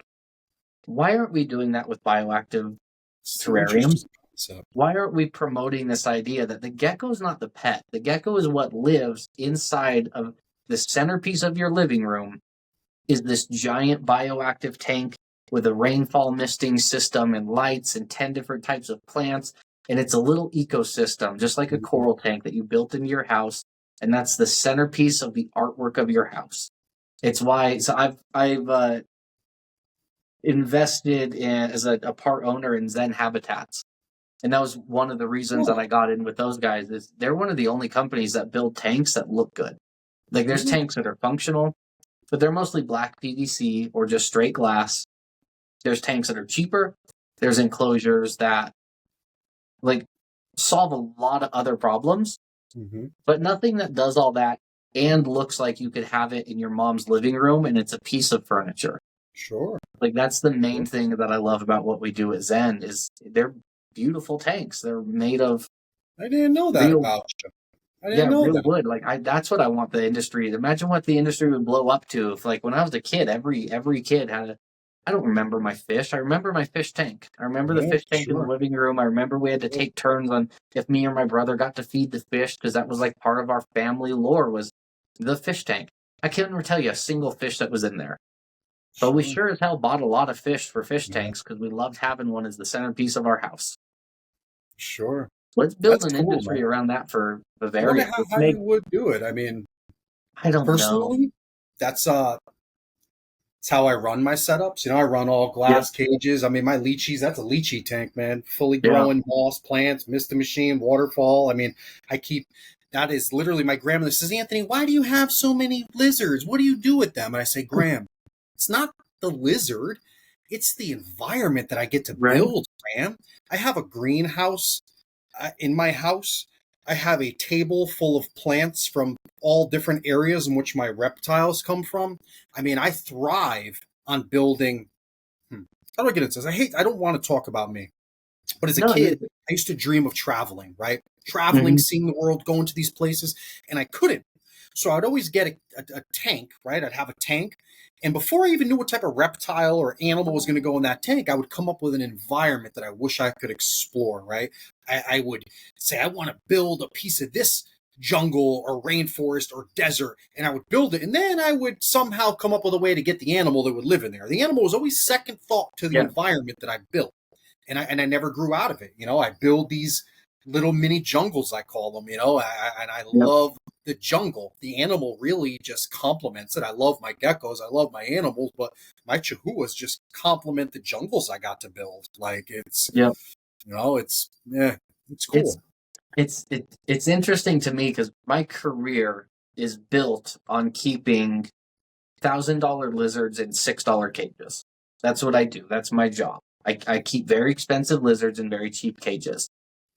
But I would love to see the industry move towards. It's like nobody builds a $2,000 beautifully decorated Right. bioactive vivarium to put a $40 cresty in it. That doesn't happen. But in the fish world, it's not at all uncommon for a normal suburban family that has no ties, like we're not reptile people, we're not fish people, to spend $500 on a fish tank to keep a $40 pleco in there.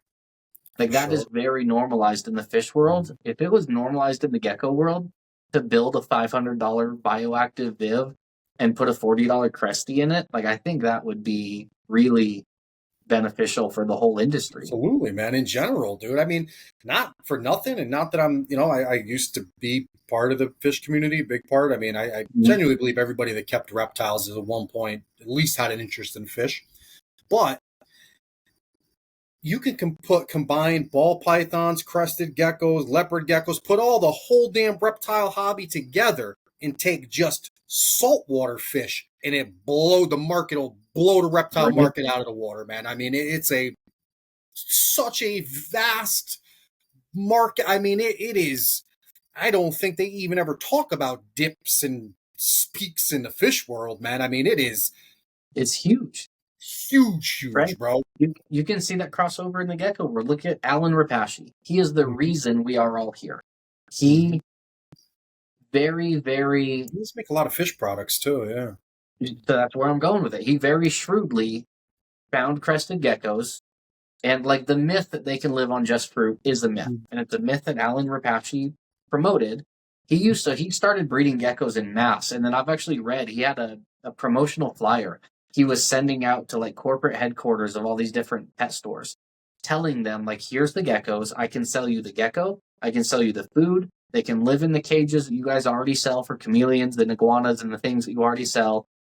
You can promote them as not needing heat lamps, not needing live insects. They can eat the food that I will sell you to then sell to the customers. This is the new big pet that's coming. And he created the gecko market out of sheer business acumen. It was quite astonishing. Really He's is. the reason any of us are here. I mean, he's the founder of the world of crested geckos. He was the only crested gecko diet for more than a decade. He was the biggest crested gecko diet for 2 decades. He's barely in the crested gecko world anymore. He's barely in the reptile world. He makes 10 times more selling fish products than he does selling gecko products, and he's the gecko dude. He's the reason we're all here. It's very interesting. And even him, the fish world is so much bigger. Like that's what I'd love to see the gecko world kind of move towards, seeing them as more artwork than animals. How do you think someone would? It's hard to see how someone. I mean, how would someone go about that? You know, so, I mean, I think half the allure, or a huge part of the allure of keeping crested geckos, is that you can keep a lot of them in small space. I don't want to say that it's polite or correct or whatever. I'm not judging anyone how they keep their animals. But it's like common knowledge that you can keep them in plastic bins and have walls of them, right? You know, as opposed to glass tanks. You know, my numbers are always limited because I only have so many places where I can keep glass tanks. Like typically I'm always under 200 animals because of my enclosures. You know, I mean, that's what I just told you. I've made a career out of keeping expensive geckos in cheap enclosures. Which is not wrong. It's right? They live. It's plenty of benefits. It's the niche I live in. So I think it would be like, it's a bit of an overstatement, but like a societal change, right? Like this is how we view cresties. This is what they are. They're addictive. You can get a bunch of them. You want to get one of every morph and then create more morphs. And like, that's the focus of how our society sees crested geckos. No one person can make a societal shift like that, but it would have to be a societal shift from viewing them like that to viewing them as, it's an interesting creature to fill my even more interesting cage. Yeah. Right. And I don't know how you would make that shift. One person couldn't make that shift. You know, I think a way that gets started is like what Flora Fauna does. To make it common knowledge at Reptile Expos that you can sign up for our terrarium building workshop, and we'll teach people how to put, like, you know, it's an expensive workshop to sign up for, but you're building a terrarium you take home with you. So like, imagine, like, I love saltwater fish. I dive, I snorkel, I do underwater photography. I love it. I have zero interest in building a saltwater tank for my house. I don't have the time. I don't know anything about trying to care for coral or get proper salinity levels. I don't have the time to get online and try and wade through the minutia of terrible comments I'm going to get in Facebook groups for trying to learn it.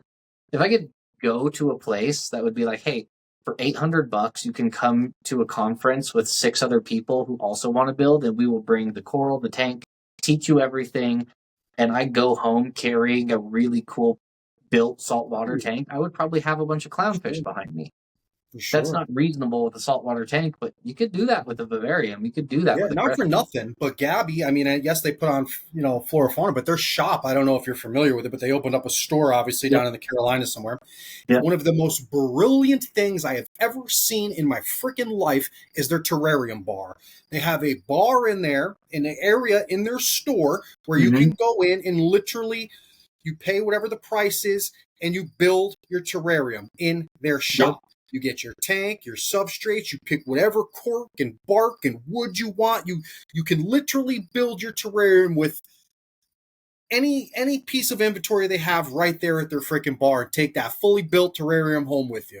I think it's and then you have the employees at the store that are giving you the knowledge of how to do it, the knowledge of how to care for it, maintain it. Like, imagine if that spread bigger picture and could begin to make that shift of seeing, like, I'm going to pick on Pangea. I love Pangea.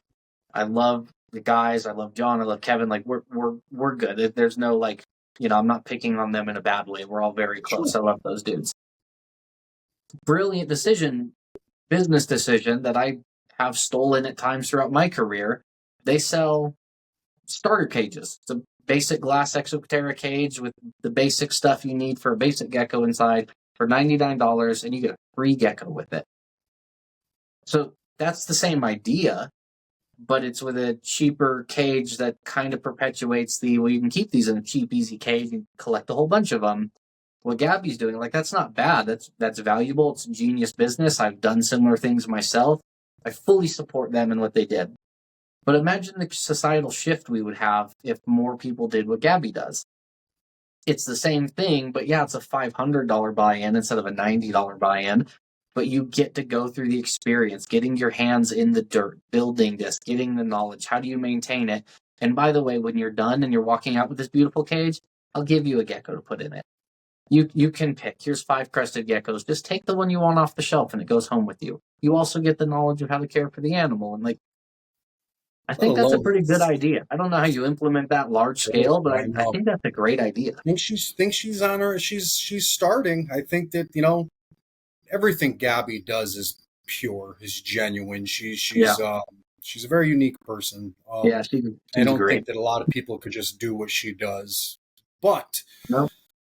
it would be amazing. Maybe wouldn't that be cool if at a show someone had a table that just did that? Come over and build your own terrarium at a show. Maybe we didn't sell reptiles at all. We had build your own terrarium, piles of bark, substrates, cages, plants. Come over here, you pay this much money. The guys from the shop, the table, help you put together this terrarium for one flat fee. Boom, you're done. You walk out at a reptile show. Maybe you go to another table, your table, stop by and grab a crested gecko. This is where my brain always starts working. Imagine if you walk out with your cage that these guys just help you build, and when you leave, they hand you a voucher. This is good for $100 in the show. You go buy your gecko. You get $100 to spend at any vendor, anywhere in the show. And that's part of the fee to build the cage. And when I turn my voucher in, they kick me back $75 out of the 100. I take a little discount to move a gecko. They're upcharging their cage $75, knowing they're going to kick it to me if that person does buy a gecko. If that person walks out and decides not to buy an animal at the show, they just made an extra $75 because they don't got to pay out the voucher. That would be a brilliant idea. That's a win. That's a win for whoever's doing the cages, a win for the customer, a win for me because I'm moving animals. It's a win for the industry because we're building things up and making it more exciting. Like, these are the kind of ideas that I'm like, God, if there was 5 of me, man, I could do some. I had the power to do it, Brian. I would do it right now, man. That is a brilliant idea. A table at a reptile show that doesn't sell reptiles. We help you build your own tank. We help you build your own terrarium. And how easy would that to be at the All-American show that you could have Exoterra sponsor it and they donate the cage and the plant, whoever the main plant vendor is, they get a huge sponsorship and they're donating the plants. And then you split the money. Whoever, I pay to go build a cage. It splits between those sponsors. They're getting sales. They're getting exposure. Whoever's providing the animal gets sales and exposure. It's bringing a ton of people into that show for a new experience. That's a lot better than I'm going to walk into a 90s version Reptile Expo at some hotel ballroom that hasn't changed in 40 years. See, something like that would fit perfect at the All-American Plant and Reptile Show. That'd be like perfect table, perfect vending opportunity. If you could link it up together and conversation, come up with all kinds of ideas. Love it. My whole life with my boss is actually, I'm a carpenter by trade. So my boss is actually like my best friend. And all day, like, I know he gets pissed off because all I ever do is talk about business plans and business ideas. So I'm like, oh, we should do this. We could do this. We could do this. This would make money. This would make money. Imagine if somebody did this. Imagine if we did that. Like, and the whole time I'm like talking, he's working for his business that he's worked so hard to build. And it's like, I'm not trying to leave you, bro, but let's be honest. I'm not going to be working for you forever. Like, I'm going to be an owner. I'm going to be a boss myself someday, bro. Like, damn.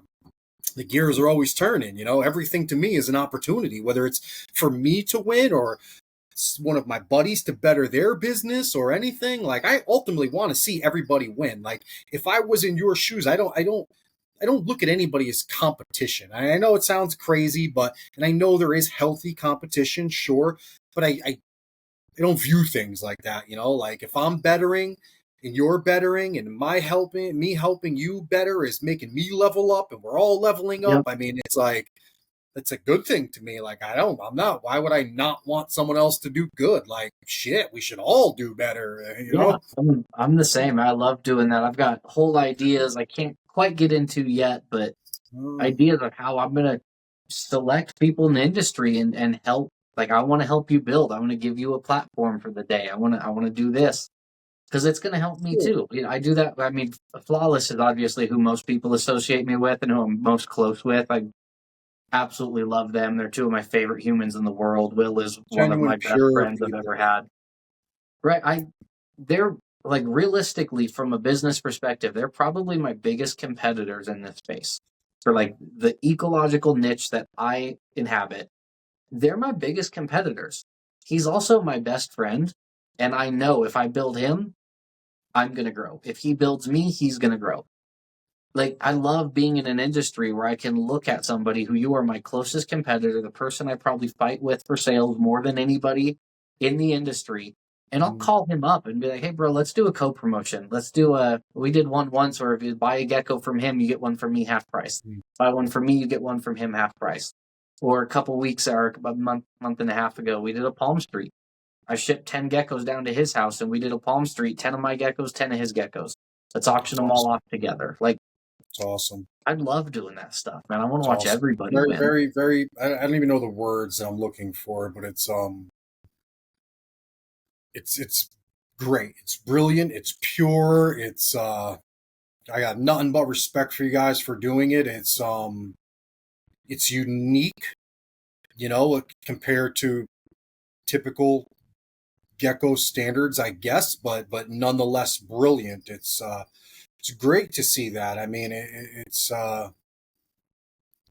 you guys are very similar in that business rooted business sense, I guess. You guys are Yeah, very clearly both businesses. It's not a hobby, right? Like, you don't have to tell people you're a business, not a gecko breeder. Like, you yeah, guys both come off very clearly as businesses, which is very different from most of the hobby, which again yeah, is not bad. It's just yeah. I mean, people there's room look. for everybody, right? Absolutely, absolutely, absolutely, there is. But as far as business wise, you guys are very similar. You would think that you are direct competition, and you guys probably are. But again, I don't think the competition means you have to have animosity or hatred or anything like that. I'm a big advocate that super successful businesses have an equally qualified opponent, right? Like, Yeah, could McDonald's be as big as McDonald's is without Burger King? Would yeah. It's you know? like that's why monopolies are bad. It's monopolies never go. Like, think about even like cell Fact, phones. Like, that is fact. one of the most popular tropes in the world is to talk about how stubborn Samsung people are because I don't your green bubble or blue bubble or whatever the hell it is, and people pretend to get all mad about it and they're like, what's iPhone doing? Like people that are like cultishly diehard iPhone people, that is so huge for what Apple does in their whole ecosystem that people will gladly joke about how they're in a cult because they love their iPhone. That entire thing doesn't exist if Samsung doesn't exist. Fact, Like Apple fact, is so much stronger because they're a cult and they're fact. only like that because they get to compete with Samsung. Mhm. Meanwhile, iPhones buy their screens from Samsung. Apple See, doesn't manufacture a touchscreen; they buy them from see. Samsung. Could easily just tell them, "No, we don't want to sell this. Like, go spend $2 billion doing it yourself." But they get just as much out of it. Like it's an ecosystem. They Healthy support each other, competitions, man. Healthy competitions lead to an equal right? success. I mean, it's It's kind of what like, I makes it mean, healthy. yeah, if you knew how to play it right, I mean, you could really, really succeed. If you could do, like I said, with the sales, you do one thing that automatically shoots people to flawless, or flawless does something that, I mean, working together, I mean, you can be competitors and work together for the greater good of both of your guys' pockets. I mean, it's just cool to see what you guys do, man. I'm not a business man by any means, but I can see what you guys do, and it's awesome. It's awesome. It's awesome because, again, both of you guys are such big, influences in the hobby and role models, and maybe not everybody is grabbed onto it.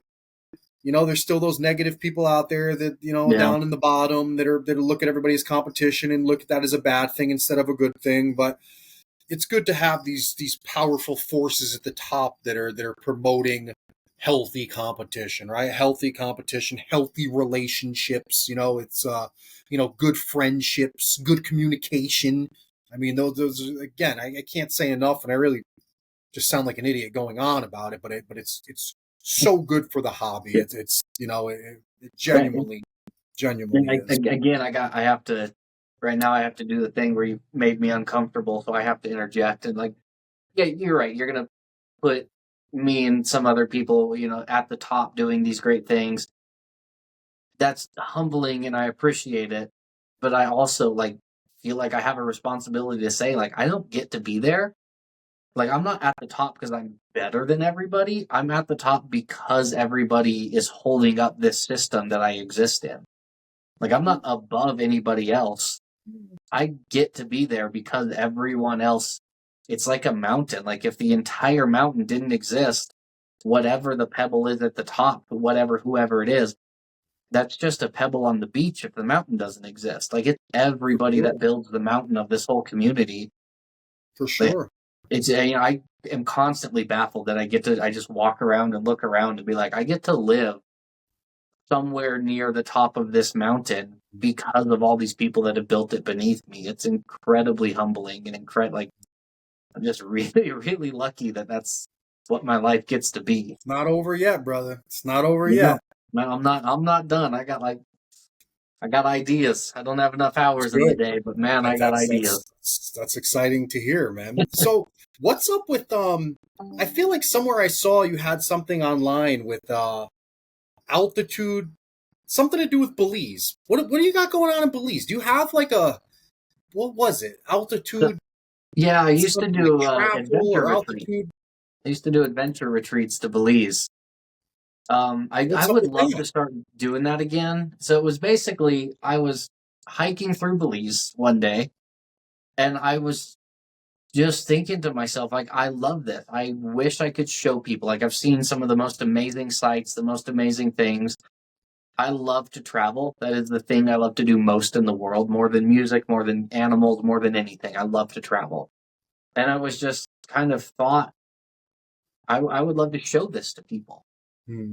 And it was kind of twofold. It was half I want to show this to people, and it was half I had gotten into a point at one point in my life where I was in a pretty dark place, and I didn't have much of a community around me. I was in a really toxic, abusive relationship that had stripped away any sense of community, any friends that I had. Like I had no one to hang out with, I had no one to talk with, no one to feel safe with, no community. And it got to the point where I realized I can't live like this.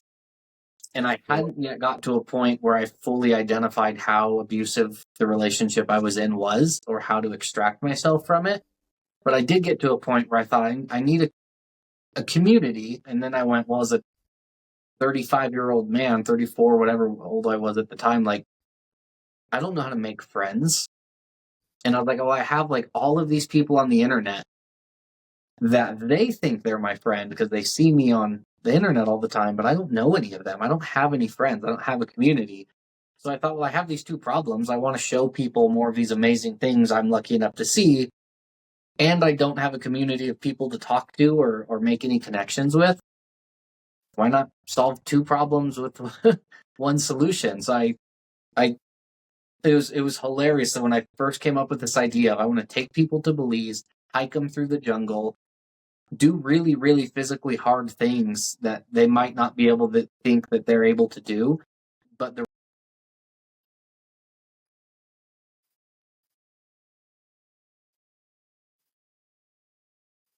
Probably getting a call again. Yeah, just wait for this time. It will. It'll. I've seen it happen before.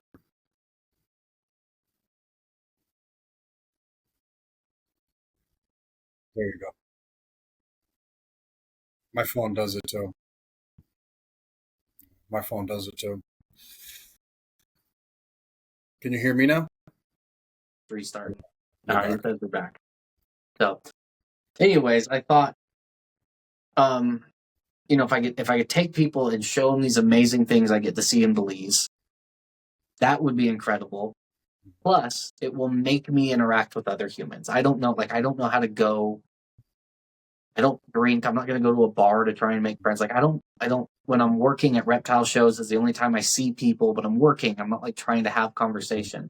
So I actually went to a girl that worked for me at the time, and I told her this idea. I want to take people to Belize, like a small group, no more than a dozen people, a one-on-one trip, and I will take them on an adventure through the jungle. And she looked at me, and the first thing out of her mouth was, "She's that sounds really fun, Brian, but you hate people. Why would you do this?" And I said, well, I don't hate people. I just don't talk to people. That's why I want to do this. I want to change that. I want to be more sociable. I want to learn to talk to other humans again. I want to share experiences with people outside of my house. And so I did that for a few years. I would, about every 4 months, I would take whatever group of people had signed up, and we'd go stay at a resort deep in the rainforest in Belize and go hike waterfalls and go on herping walks at night and zip lining. And it was incredible. It was a lot of fun. I bet. My boss just got back from Belize. He was out, Oh, him and yeah? his wife went out there. He's a big offshore fisher. He literally travels the Yeah. world going on fishing trips. But I was telling him, I was like, one of the guys that's like at the top of the gecko industry, man, like has something he does in Belize. I don't know what, but he does something in Belize. And I couldn't figure it out, man. Did you ever want to buy property out there? Do you have a place Yeah, out in I Belize? do. I have a No place down shit. there. So I go, depending on what my scheduling ends up being, usually 3 or 4 times a year. I get to go out for usually 4 or 5 days at a time. So Beautiful place, dude. I love Beautiful it down there, place. man. I'm He was going. sending me pictures, and I was like, he Oh, was out. He went on. He did go on a guided. He hired some local, some native, and they went out on night hikes or whatever. He found some badass tarantulas. They were yeah. like doing all types. He sent me all types of videos of things from Belize, man. Do you remember where he stayed? Something with an A. He landed in Ambergris one. Key, probably in San Pedro, the city on Ambergris Key. What are the rivers? He landed in one place, and then they wound up traveling all the way to the other place. But they were on a river in the back of Belize toward near Mexico. They went to a bunch. He bought me back chips of stones from the ruins that were in the Okay. rainforest, like the Yeah. Aztec ruins or whatever. Yeah, all the Mayan ruins out there. Yeah, there's a river back there, something. But he was saying his wife is like terrified of animals and whatnot. But he was telling me, he's like, yeah, we're going to this river and we're going to go do something in this river because there's no crocodiles or anything in this river. So I went on iNaturalist and I was like, well, you say that, but here's a picture of the crocodile in the river you're going. There's crocodiles. I've caught crocodiles in those rivers. They're Really? everywhere. Yeah, That's they're awesome. the little ones though. They have two species there. Yeah. They got the big American crocodiles that'll kill Morlets, people. right? They're And morlets. the little morlets are relatively not so dangerous. Yeah. So legend anyway, they went to this river, they were in this river, and then sure as shit, one of the first pictures he sends me is a crocodile sunning on this river that they're in. I was like, well, where's Vicky? He was like, not here. I was like, yeah. That's great. Great. So great. She's big into birds. His wife is big into bird watching, and apparently Yeah, there's that's a great spot for it. quite a few, bucket list birds in Belize. Yeah. So are you still doing that? Are you still offering that? Did the pandemic put that, put a halt to that? Or what are Yeah, your I did a plans few with that? during the pandemic. Oh, you did? Yeah, Or you I did? did a few even during the pandemic. I Oh, haven't shit. done one in a few years now. It's on my list of, I had to quit doing it with just stuff in my personal life that came up. And it's kind of high on that list of things that I want to do. And I've just gotten to the point now where I don't have the time or energy to be able to do it. I've also kind of like, when I did it, it wasn't a fully formulated idea. It was a fully formulated plan, but I hadn't really internally figured out what it was I was actually trying to do. I just wanted to take people to Belize and show them amazing things. Share your passion, sure. And that's as far as my planning had gotten. Now that I've done several of them and I've seen how they go and seen the results and the connections I build and what people were getting out of it, I have a much better idea of what it is I really want to do, what it is I'm trying to share with people. And I would love it's one like I could probably do it the way I was doing it before now, but now that I have a much better idea of what I want to do and what I want people to get out of You it, go. it would be a much more complex idea to do it the way that I want. So it's kind of on the back burner as like, someday when the geckos slow down, that's my next idea of what I want to pursue, but I want to do it in a much more targeted, much more elaborate, much more effective way. So I've got a lot of ideas and plans around that. That I always tell people every time somebody asks, I tell them like I don't officially run trips and I don't advertise it.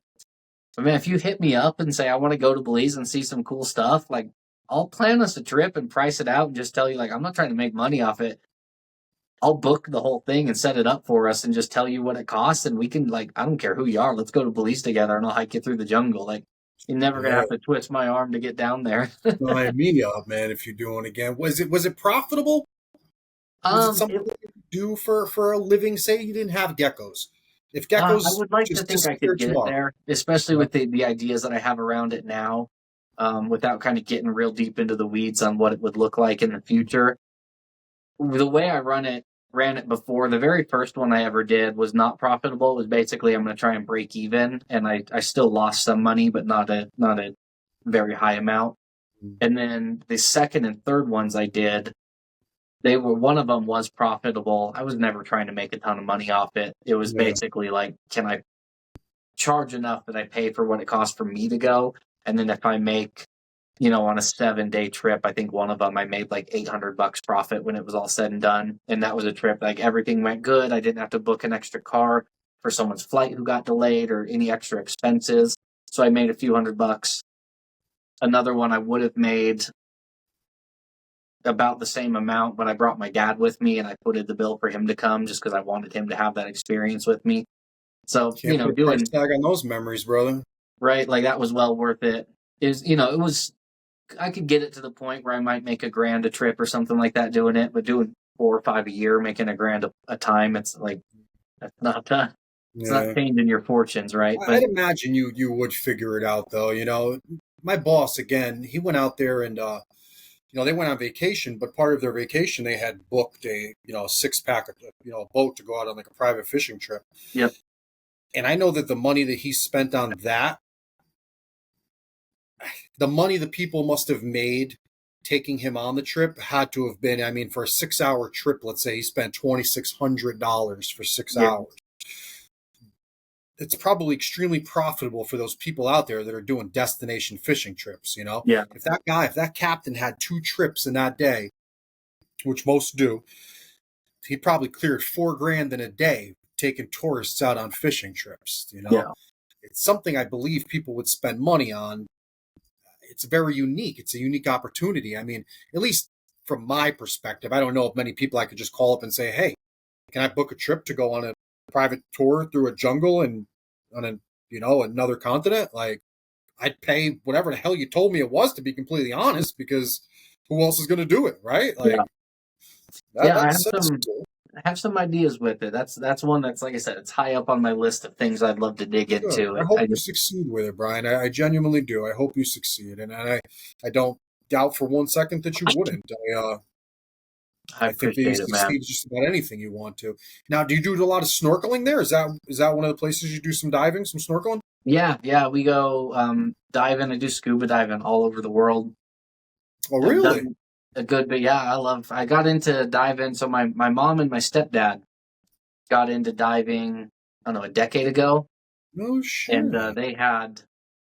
they got me a certificate, like they paid for me to go get dive certified for Christmas Like one like real year. scuba or snorkeling? Yeah, Like like scuba gear? real scuba, yeah. Really? So we lost my mom, unfortunately, before I ever got certified. It was like 4 months later we lost my mom. Sorry to hear that, man. So I'm sorry. it's again that double-edged sword, right? Like it's every time I go, it's very painful because I know I never got to dive with my mom, and that was like, especially in the last decade of her life, that was what their passion is. That was what they lived for, was to go dive. But on the bright side, I now get to take her spot to go with my stepdad. So we do 2 or 3 trips a year where we go to usually dive in Belize once a year. We went to St. Lucia last year. We're doing a 2-week trip around the Komodo Islands at the end of the summer this year. We're going on a big dive trip to Komodo. Shit. We've gone a whole bunch of places, so I'm lucky that I get to still experience that with him. So that's one Sure. of the more important things I get to do these days. Have you ever dived or thought about diving the Canary Islands? I haven't been there yet. I'm sure at some point I'll get there, but I haven't been there Purely got yet. super unique, reef life and stuff over Yeah, there. What about yeah. the Great Barrier? Ever been to done Australia? I've been there. I went there in, what was that, 2014? Yeah, 2014. I got to snorkel there. I didn't know how to dive at that point, but I Yeah, did get some to dangerous snorkel. waters over there, though. I mean, you have to watch your ass. Like, Yeah, a lot of shark life in Australia, man. yeah. That was a fun one. I'd love to get out there and dive. It's just so far away. Like it's there's so many places on the other side of the globe that like you can do one every like at most one a year. Sure, It's a 20-hour flight and it's not worth it to sure, go for less than 2 weeks. It's like I've got sure. Komodo this year and 2026, the end of that summer, we're doing 2 weeks in the Galapagos. And the year after that, we haven't booked it yet, but my stepdad really wants to do Fiji. So it's like I would love to, but Beautiful water like right there's there only so too. I many haven't seen times it you can take there a 20-hour flight and take 2 weeks off work. too. Oh yeah, dude. My friend, my good buddy of mine, Ryan Jefferson, lives over in where the hell does he live? Fiji or Tahiti or something like that, man. He Yeah, literally, it's from right here. He owns a taco restaurant of all things. But every picture he posts looks like something out of a National Geographic. He's a big time surfer too. But he yeah. posts these pictures on social media, and he's just a regular dude, man. You would think he was some, I don't even know what the hell you think, man. I mean that region alone is like, whoa, dude, like out of this world, man. I don't even know what you say. It's gorgeous. Everything is gorgeous. Pictures of nothing are gorgeous. Like it's like that'd be cool, man. How many continents have you actually traveled to so far? The only two I'm missing are South America and Antarctica. Antarctica. Oh I was shit. supposed to go. I was supposed to do the coolest trip to the Amazon. I was going to fly into Peru and go down into the Amazon basin in southern Peru.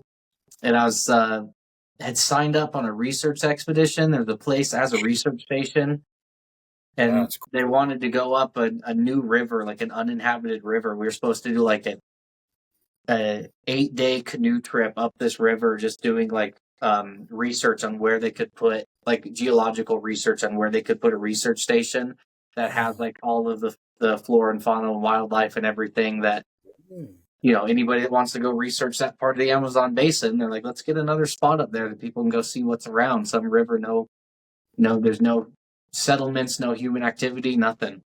And Imagine that's that. Imagine being the first canoe in today's age, the first canoe to ever paddle up a freaking river, man. right. Like Imagine that. there's probably been like local fishermen that have gone up there hunting and gathering and stuff. But like you would say, like you'd still feel like you're the first person ever to be there. Like, yeah, that one got killed by COVID a few times. It was like right Really? when the pandemic was hitting, and it kept getting delayed, and then they would change the entry requirements. And after the fourth time that I had tried to book it, it just fell apart and never happened. So that's another one that, like you said, there's only Damn. so many giant 2-week expeditions you can do and You got still plenty of try life and ahead of you, brother. Plenty of raise life ahead kids of and you. run a business. And it's on the list though.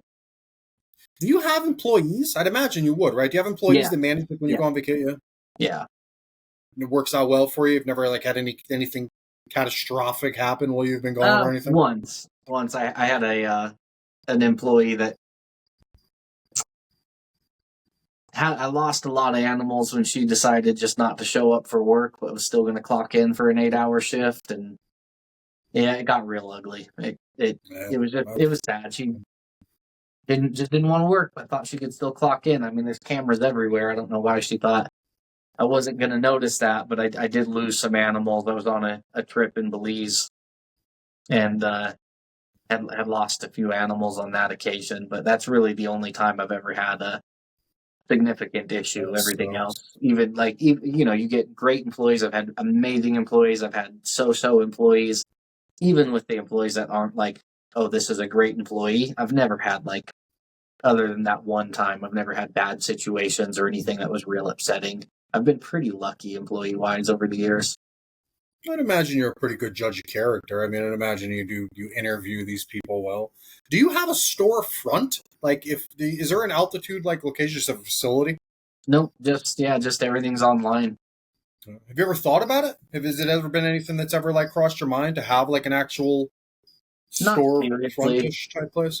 I mean, it's an idea I've kind of kicked around and thought about, but Never made it sense. comes back to the saying I said before. I keep expensive lizards in cheap cages, and storefronts generally are the opposite. They're selling you cheap lizards out of expensive cages. Like, my thought's always been, if I want to do that, I don't want to sell cheap lizards that I keep in expensive cages to look good. I want to sell expensive cages with cheap lizards. And we kind of touched on that. I don't know how to implement that on a large scale basis. I don't live in a place that has a population that I think would support something like that. Yeah, It's not it's realistic, so it's never really gotten any serious thought. How is the reptile hobby community in your area? Do you have I mean, I know there's shows out there in Colorado, but like say, Yeah. like in your area, is there a strong community? Do you have shows close to you, like super close, like within an hour range of you, I guess you would say? We don't get very many good shows until the All American show kicked up. Theirs has been really, really good. Before that, we haven't ever had good shows here. We don't have venues. We used to have a couple other venues that we had a local show at that did pretty good. But for the most part, the only good convention centers that like could host a quality show won't let live animals in. It's like even the All American show, it's about an hour south of where I'm at because they had to go kind of out there, and even then they're in a space that's too small for them. Like they could do bigger things with that show, but there is no physical space in Denver that will allow it. It's like we don't have the infrastructure here for a good show set up. There is a pretty good reptile community in Denver. I'm admittedly not very plugged into it. That still comes back to I'm just not very plugged into a lot of local humans in general. I'm just naturally kind of a homebody. I don't go to herp society meetings or have like local friends who are breeders. I know some of the local gecko breeders, but I don't have like close friends in that circle. But I don't have a whole lot of close friends that aren't in the gecko breeding world either. So Yeah, this is what it is. Have you ever thought of traveling to New Caledonia? man, that's another one that's on the list. I've had so many ideas. I Diving. almost went once when I went to Australia. It is right now, Australia, right? It's close. I almost went, but when I went to Australia, it was on a honeymoon. So it was like my wife at the time was very gracious and was like willing to spend 3 days of our 2-week honeymoon trying to make a trip there. And it was just like once I got into the weeds of trying to plan it, it was clear like it's going to double the price of our honeymoon, so I can spend 36 hours trying to find a gecko on this island. Like I wouldn't have had enough time. I wouldn't have had the ability to plan the trip correctly. It wasn't realistic, so I just scrapped the whole idea. And then over the years, I've thought about it, and it's just not an idea that's gotten a lot of traction yet. I've had a lot of people ask, like, well, you did tours to Belize, you should do tours there. And I was like, that sounds like a great idea, but logistically, God, that would be. I don't know that. I did do tours in Africa for a while. I had some contacts in Kenya. No shit. Yeah, I did. I did one. Well, I went several times, but yeah, Where exactly did you go? We flew into Kenya. The whole thing was in Kenya. We went to I think we went to 6 national parks all over Kenya. Yeah, it was an incredible trip. That one was a lot of fun. That was the last one I'd ever done before everything kind of fell apart and I had to quit doing the traveling trips. That's another one. Still got some good friends and good contacts out there that I think I could make that work too. I bet. So what's one more thing about the traveling, man? What's your dream destination? Where would you go if you could? If price wasn't an issue, logistics weren't an issue, where's your dream location? All right, so I just non-answer every question you give me, I feel like. I'll give you 2 answers. My basic answer and the most honest in my heart is my dream destination is wherever I haven't been yet. Like, I want to see everything. I want to go everywhere. So, like, when my kids ask me that, like, where do you want to go? Where do you want to go? And I always say my favorite place to go is the next place I go. Like, it doesn't really matter where it is. If I haven't been there yet, that's where I want to go next. If I had to really pick one, right now it would still probably be the Amazon. I've always been drawn to the rainforest. Like, I love traveling. I love going everywhere. I've been all over the US. I've been to Alaska. I've been to a lot of places, but every time I end up in a rainforest, like, that's what feels best. I still think my favorite place is the Daintree Rainforest in Northeast Australia. Like, North Queensland is probably still my favorite place I've been. I would just love to get back there at some point soon, but I haven't been to the Amazon yet, so it feels like, Really? I'm gonna change my answer. I'm gonna change my answer. Sorry. The Amazon's great, and it's like the most well known rainforest. I want to go, but it's accessible, Yeah. so it will happen. It's just a matter of logistics, time, and money. Where I think my if all of the stuff you said is not an issue, deep into the Congo would be my number one answer, because it is One. an incredibly old rainforest. It is largely unexplored, largely uninhabited. And for the purposes of our fantasy world question, it is very, very difficult to access. It is incredibly unsafe. There's not much tourism. But going deep into untouched rainforest in the Congo, like, that would be my top answer if it was For possible. sure. That's a dangerous one, though, man, for many Yeah, reasons. that's what, like, What? man, I toy with that all the time too. Like, I've done some really sketchy traveling. The first time I went to Kenya, like, that was it was like a 50-50 toss up. Am I going to have a great trip or lose my kidney and be left in a ditch in the middle of Nairobi? It worked out great, but that was probably the dumbest thing I've ever done. Was the first time I went to Kenya. Hey, I listen, thought about, like, I bet I could plan a trip to the Congo. I bet I could get contacts and get deep in there, and I'm 50-50 might not ever come back out. yeah. Well, I mean, listen, you know what it is, man. Life's all about risks, right? I mean, Right. it's calculated, assessed risks, you know? Right. And I mean, But we lost my mom on a routine drive from her house to my house. Like, you might not make it home from this. I think about I that all the time. remember this now. Now I Yeah, that's remember. I the was talking to Florifana you you on were at. That's why Facebook. I wasn't Yeah, at Florifana. It was right before Florifana. Like, I remember this now. Oh, man. I've had that mindset since before we lost my mom, but that really kind of drove it home of, like, man, I'm gonna go grab some dinner when we're done filming here. I might not make it home from dinner. I might not make it to work tomorrow morning. You never know, man. Life, even if you get to live the full breadth of human experience in a full solid lifespan, it is so goddamn quick. It's so short. It's so, like, I think about now, I'm 37. Like, the good part, the functional, active part of my life is more than half over. I'm more than halfway through the really usable part of my life. I'm at best, at the very extreme end of best, more than a third of the way through my entire life. And I'm well over halfway through the best, most functional years I'm going to have. That's terrifying, man. I barely scratched the surface, and I'm halfway done. Damn, that just hit hard, man. I Right? mean, That it's it scares. That's why I'm like, maybe I'll go to the Congo someday. If I don't come out, I don't come out. But I tried. I want. That's part of, I've talked about. I have bigger ideas for taking people to Belize. That's the crux of it. Is, you're like, come with me. Let's go push. Let's go see things. Let's go do things that most humans don't even think they can attempt. Because when you do it, the payoff is so big. huge. No feeling like it, man. When you accomplish something that you thought was impossible at one time, or the Yep. notion went through your head that, man, I can't do that, and then you actually do it, there is no feeling like it. I mean, you know Right. that very well. I mean, it's and at the end of the day, I just had a podcast where I was, I went off on a rant about this. Like, there's no rewind button in life, man, and there's very rarely a redo button, right? Like we have to live our lives to our fullest potential at every moment.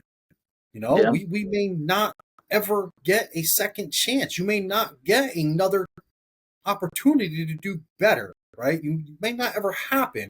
You may not. We can't sit around always telling ourselves next time, right? Like, we'll do it next time, or Do it later. I mean, like you clearly stated, I mean, you could go out to get dinner and not make it home, man. And it's, I'm not a big fan of the camp, like, oh, live every minute like it's your last, because we do have to take our future into consideration to a degree, Yeah. but we can't let it push us to the point of complacency or you know, immobilize us, where we don't want to do things because of fear of the what if, we damn, man, you messed my whole head up with everything you just said, Brian, because I'm Man, like, I I'm think always about that thinking stuff about it, dude. I'm constantly. always thinking about how short life is, man. Yeah. People don't realize how fast. I mean, in a great lifespan, we're talking about, say, 100 years, right? Every woman in my Right. family has lived to 100 years old, and my grandmother is my best friend in this whole world. And as pathetic as that sounds, my grandmother is my best friend. Man, My as someone who never had a close relationship, I tell this to people, so I'm gonna interrupt you here because I'm gonna push back on you. I never had a close relationship with any of my grandparents. I still have one living grandparent. I haven't seen her in 2 years. Like the last time I saw her was at the memorial service for my mom. We don't have a relationship. It's not a bad thing. I just never have. I look at people like when you say my grandma's my best friend, man, that makes me so jealous in like a positive way. Like I wish I could say like I learned from my grandparents. I love my grandparents like a best friend. Like I never got to have that. So when you say that, that doesn't sound pathetic to me at all, man. That sounds like you are so blessed in a way that I never got to be. Yes, yes, very Yeah, lucky, that's very, amazing. very, very, very So lucky. anyway, But sorry to interrupt you, but no, not at all. But I remember her at my age now, right? Thinking about how old she was while she was carrying me in yeah, diapers, marching through Cape Cod, because my feet were too hot to walk on the sand, and it's like now I look at her and she's 85 years old, and I'm like I feel like I'm gonna have a heart attack because how old she's gotten and how fast it's been. Like it hits me now, like as a kid, as a child, like I've never viewed life without her. Like my yeah, grandma is part of my life. Like I'm always gonna have Graham. Like I'm always gonna have her. Now, and it feels like the blink of an eye, she's at the point where, I mean, she's not old or ready to die or nothing. She's still perfectly fine. At 85, you wouldn't think she was a day over 60, but reality's kicking in and it's like, damn, she's yeah, not going to be here forever. And my life is going to have to go on without her. And that has me panicking about all the time that's passed by in my life and the things that I've wanted to do that I've failed to do, the mistakes I've made, the regrets I have. I yeah, like it really puts things in perspective, man. And I can't go back. I can't just close my eyes and be like 5 years old again. Okay, like I would do this different, this different, and this different, this different. Let's start over. Not happening. Not happening. Not happening. No rewind button. Cannot go back. I cannot go yeah, back in time. It's I don't know that people realize this. Like I don't know that it's something you can necessarily teach somebody either. It's one of those things that happen in life where I get like those aha moments, like where you're going to be like, ah, shit, damn, should have did that. That opportunity might not happen again, or damn, should have did that a little different. And it is, I can go talk till I'm blue in the face about missed opportunities and things we should have done and could have done. Well, my point is moving forward to not make those same mistakes, right? Take advantage of every opportunity that comes our way, capitalize on every opportunity that we can. You know, try your hardest to not take things for granted. These geckos, relationships we make in the hobby, yeah, things we learn from people, every second that we have on this planet can lead to something, can contribute to something, can help somebody, can benefit yourself. I mean, there's just, oh man. yeah. I mean, you got me thinking when you said like you Uh, can't live like every moment's your last because that's not realistic. Like I it's think a lot about finding a balance. Like you can't live like that. has I to have to be. run my life. I have to run a business. I have to like my Think kids got to about go to your school every kids. day. Like you got to do stuff. But like that's like the overarching idea that I'm so obsessed with is like when I get to the end, I want to be so sure that I found the right balance. Like and you can't do reckless stuff.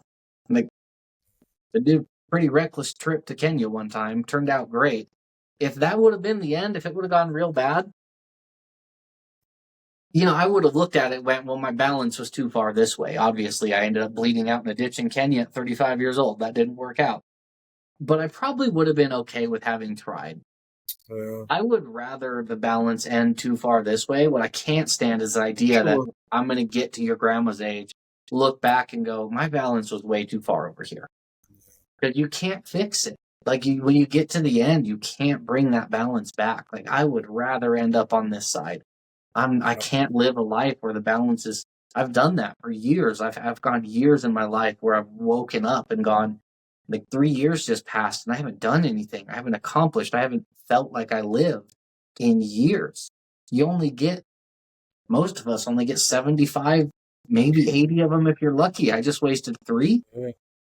That's not that's a big percentage. I can't do that. It's cliche as it is, but people have used the saying in all types of memes and whatnot, but it's like something along the lines like when you're laying on your deathbed, you're not going to regret the things that you did in life that scared you. You're going to regret the things that scared you too much to do, something like that. And you're not going to regret any of the things you did do. You're going to regret the things you didn't do. Yeah, I'll tell you what, at all the podcasts I've done so far, none have really done this to me, Brian. You got me all freaking whacked up in the head now thinking about life and balance and everything else. I mean, and that is what it boils down to, right, brother? Balance, I've been dealing with some stuff lately. We can talk, you and me, when the camera's not running. I'll give you more details. But man, I've been in this headspace for a while now. I've got a few things going on that I'm looking at. Like I can't go this way. Like I would rather take the risk. I'd rather take the risk. I don't want to get to the end and go, what if? Right? I would rather take the risk and go, I tried and it didn't work and that made things worse than get to the end and say, what if? What if I tried? Absolutely. It's better to have tried and failed than never tried at all, right? I mean, that should be one cliche in all of our freaking, our stashes there. All right, so Dan. I said an hour. I apologize, Brian. It's been 2.5. This is what happens when I have good conversations with great people. One last question, and it's kind of not gecko related. On the contrary, it's the opposite. If geckos, and forget that I know the fact about the music thing. Yep. If geckos didn't exist in your life, if altitude exotics and crested geckos didn't exist, what would you be doing today? If it wasn't for music and now, what would you see yourself doing if it wasn't geckos and music? Obviously, I assume the answer would have been the music, but what do you see yourself? What would you do for a living that would make you happy? What would you be content doing for a living? So let's change the question a bit, since I already answered. Like, it would be music, right? But let's change it to if the geckos disappeared today, like it was just done for whatever reason, the geckos are done. Like I got to start over.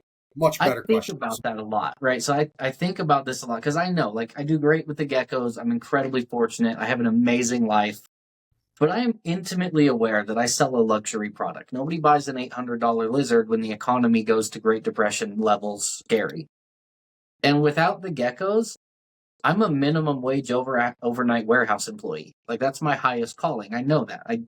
I'm almost 40 with no work experience, no degree, no nothing. Like, I'm working at 7-Eleven at 2 a.m. if it's not for the geckos. You're smarter than that. You're smarter than that. I am, but like in the real world, that's what I'm worth. So then that gets me thinking, like, what would I do if this all fell apart? And I think the first thing I would try is advertising. I think I would take a run at trying to land an advertising gig and like pitching myself as like an alternative. I don't have an ad degree. I didn't go to a prestigious school. I don't have a portfolio. I don't have a success story with a prior company, but I do have a portfolio. Let me, like, if I can get people to sit down and say, let me show you what I have done in my life, I think I could get a job in advertising. Sure. That's one that I've put a lot of thought into. The more fanciful one that I have thought about, that's a bit less realistic, I think. I have half jokingly, half seriously told a lot of my friends, I love cars, right? We've had several Facebook conversations about it before, I know. I'm a car guy. And I think about, so sales, like that's what my job is with the geckos. Advertising and sales. That's essentially what it boils down to. So then I think about sales, and I love cars. And I'm like, all right, but I sell these geckos. How would I translate that into selling cars? And I think about, I would go to our local Ferrari McLaren dealership here, and I would, I put myself in the world of the kind of people who buy and sell Ferraris, right? So I think, all right, I'm not going to politely call up and ask for the sales manager to please interview me for a job. These are people that buy and sell Ferraris for a living. Maybe I have some stereotypes about who they are, but this is the play that plays out in my head. I'm just going to get a really expensive suit and just walk into that guy's office, shut the door, and sit down. And he's going to look at me and go, get the hell out of, who the hell are you? Get out of my office. I'm going to tell him, no. I'm going to tell you a story about what I've done with the last 15 years of my life. And then you're going to hire me to sell Ferraris. That's what's about to happen. And as long as he gives me a little opening to talk, I'm going to tell this guy a story about what I've done selling geckos. And then I'm going to relate it to cars and tell him, look at what I did with the geckos. I'm not good. Like, people who go in to buy a Honda Civic, they need a Honda Civic. They need a Honda Pilot. I'm not good at selling somebody what they need. I cannot tell somebody why they should buy my Honda Pilot instead of a Toyota RAV4. That's not the kind of sales that I do. Nobody needs a gecko. Nobody needs an Axanthic. I'm really good at talking people into buying something they want. Everybody wants an Axanthic, and I'm really good. So I'm like, you apply this to cars. I love cars. You think some dude with a big paycheck comes in here and wants a Ferrari? I can close that deal. That's what I've done my whole life. I bet you could. Give me a chance to obviously watch Fast and the Furious, right? Or not Fast and Gone in 60 Seconds. Yeah. Nicolas Cage gets all dressed up in the suit and goes to the Ferrari dealership, and he's trying to get the keys, and he's telling the dealer about the car and how to do it. He's like, you just reminded me of that so much. That's essentially, I would just pretend to be the most arrogant dick ever and walk into the sales manager's office and be like, look, bro, this is what I do. I could sell the hell out of some Ferraris. This is what I do. Dude, all jokes aside, I would agree with you. I would put my last 10 grand on you in a heartbeat, bro. You have taken a pet store level animal and turned it into an extremely successful elite Ferrari level item object, right? Like you said it best, man. You convince people to buy luxury items that they don't need, right? And you do it well. You do it very well. It's not even you build a portfolio that I hope you see. I mean, you have acquired very applicable skills over the years to just about any industry you choose. I mean, right? Like, I think that would be interesting to get into like high-end sales, like even like real estate. Like, I don't want to sell like the condo I live in. It's a basic condo in East Denver. Like, I think I would do better in like real estate selling mansions in Aspen. Like, this guy's going to buy a $2 million house in Aspen because he wants a ski lodge. I can get him to buy the one I want him to buy. Like, he's gonna buy one regardless. I couldn't convince you to go buy a house in Aspen, even if you could afford it. But if you were already shopping for one, I think I would be really good at like explaining to you why this is the right one and why I'm the guy to help you do it. That's the kind of sales, like the sales role. I think I would well at it, man. To be completely honest, I mean, I think you would do very well at it. You know, God forbid anything happened to geckos. I hope I never have to find out. Comfortable knowing your kids would eat. I have 100% faith in you. You know, we'll see. It's cool. You know, fanciful dreaming that I hope I never have to test in real life. But God forbid. All right, so guys, we're at 2.5 hours here with Brian, and I feel terribly guilty. I told him I would talk to him for an hour. All, and keep going. Is there any announcements that you have? Any promotions? The stage is yours. Clearly, everybody knows your Altitude Exotics. Where can they find you? Where can they buy your animals? Yeah, so the biggest thing coming up is my summer blowout sale. I do a big summer blowout sale every year. At the time we're recording this, which is a little before it's going to come out, I don't have the date set for when it's going to kick off. It will I'll either post it be when I the know. second or third Friday in June. It's going to depend on the prep work I'm like in the middle of. Actually, was deli cupping geckos. I'm going to get down to some photography here as soon as we hang up. I got 25 geckos deli cupped up to photo. So I'm in Nice. the middle of prep work. So the biggest things, follow me on social media, Instagram and Facebook at AE Geckos and Palm Street. Look up Altitude Exotics on Palm Street. I will have Palm Street incorporated. Not the entire summer blowout sale isn't just a Palm Street auction. That is merely one portion of the summer blowout sale.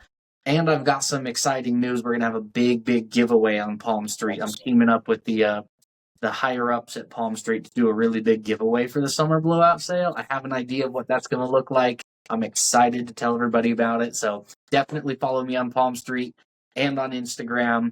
There's going to be a huge sale, website stuff, Palm Street stuff, discounts, rolling. It's going to be a lot of fun. Guys, stay tuned. Follow him. If you're not, I don't know what stone you've been living under. I don't know what corner closet you've been hiding in. Follow him. Follow the sales. Follow his ads. What he's doing. Listen to him. These are some sales. I've been watching them for years. I mean, if you want to get some, super exclusive animals at some reasonable prices, these sales Brian puts on are the time to do it, man. You're not going to find animals like his anywhere, and you're not going to find prices like he puts on sales anywhere else, at least for the quality of animals. Follow him, check him out. Follow Palm Street. Guys, I appreciate every single one of you. Don't ever forget that you all matter. I don't care if you have one gecko or you have 100. You are all equally important and valuable to this community that we all make up.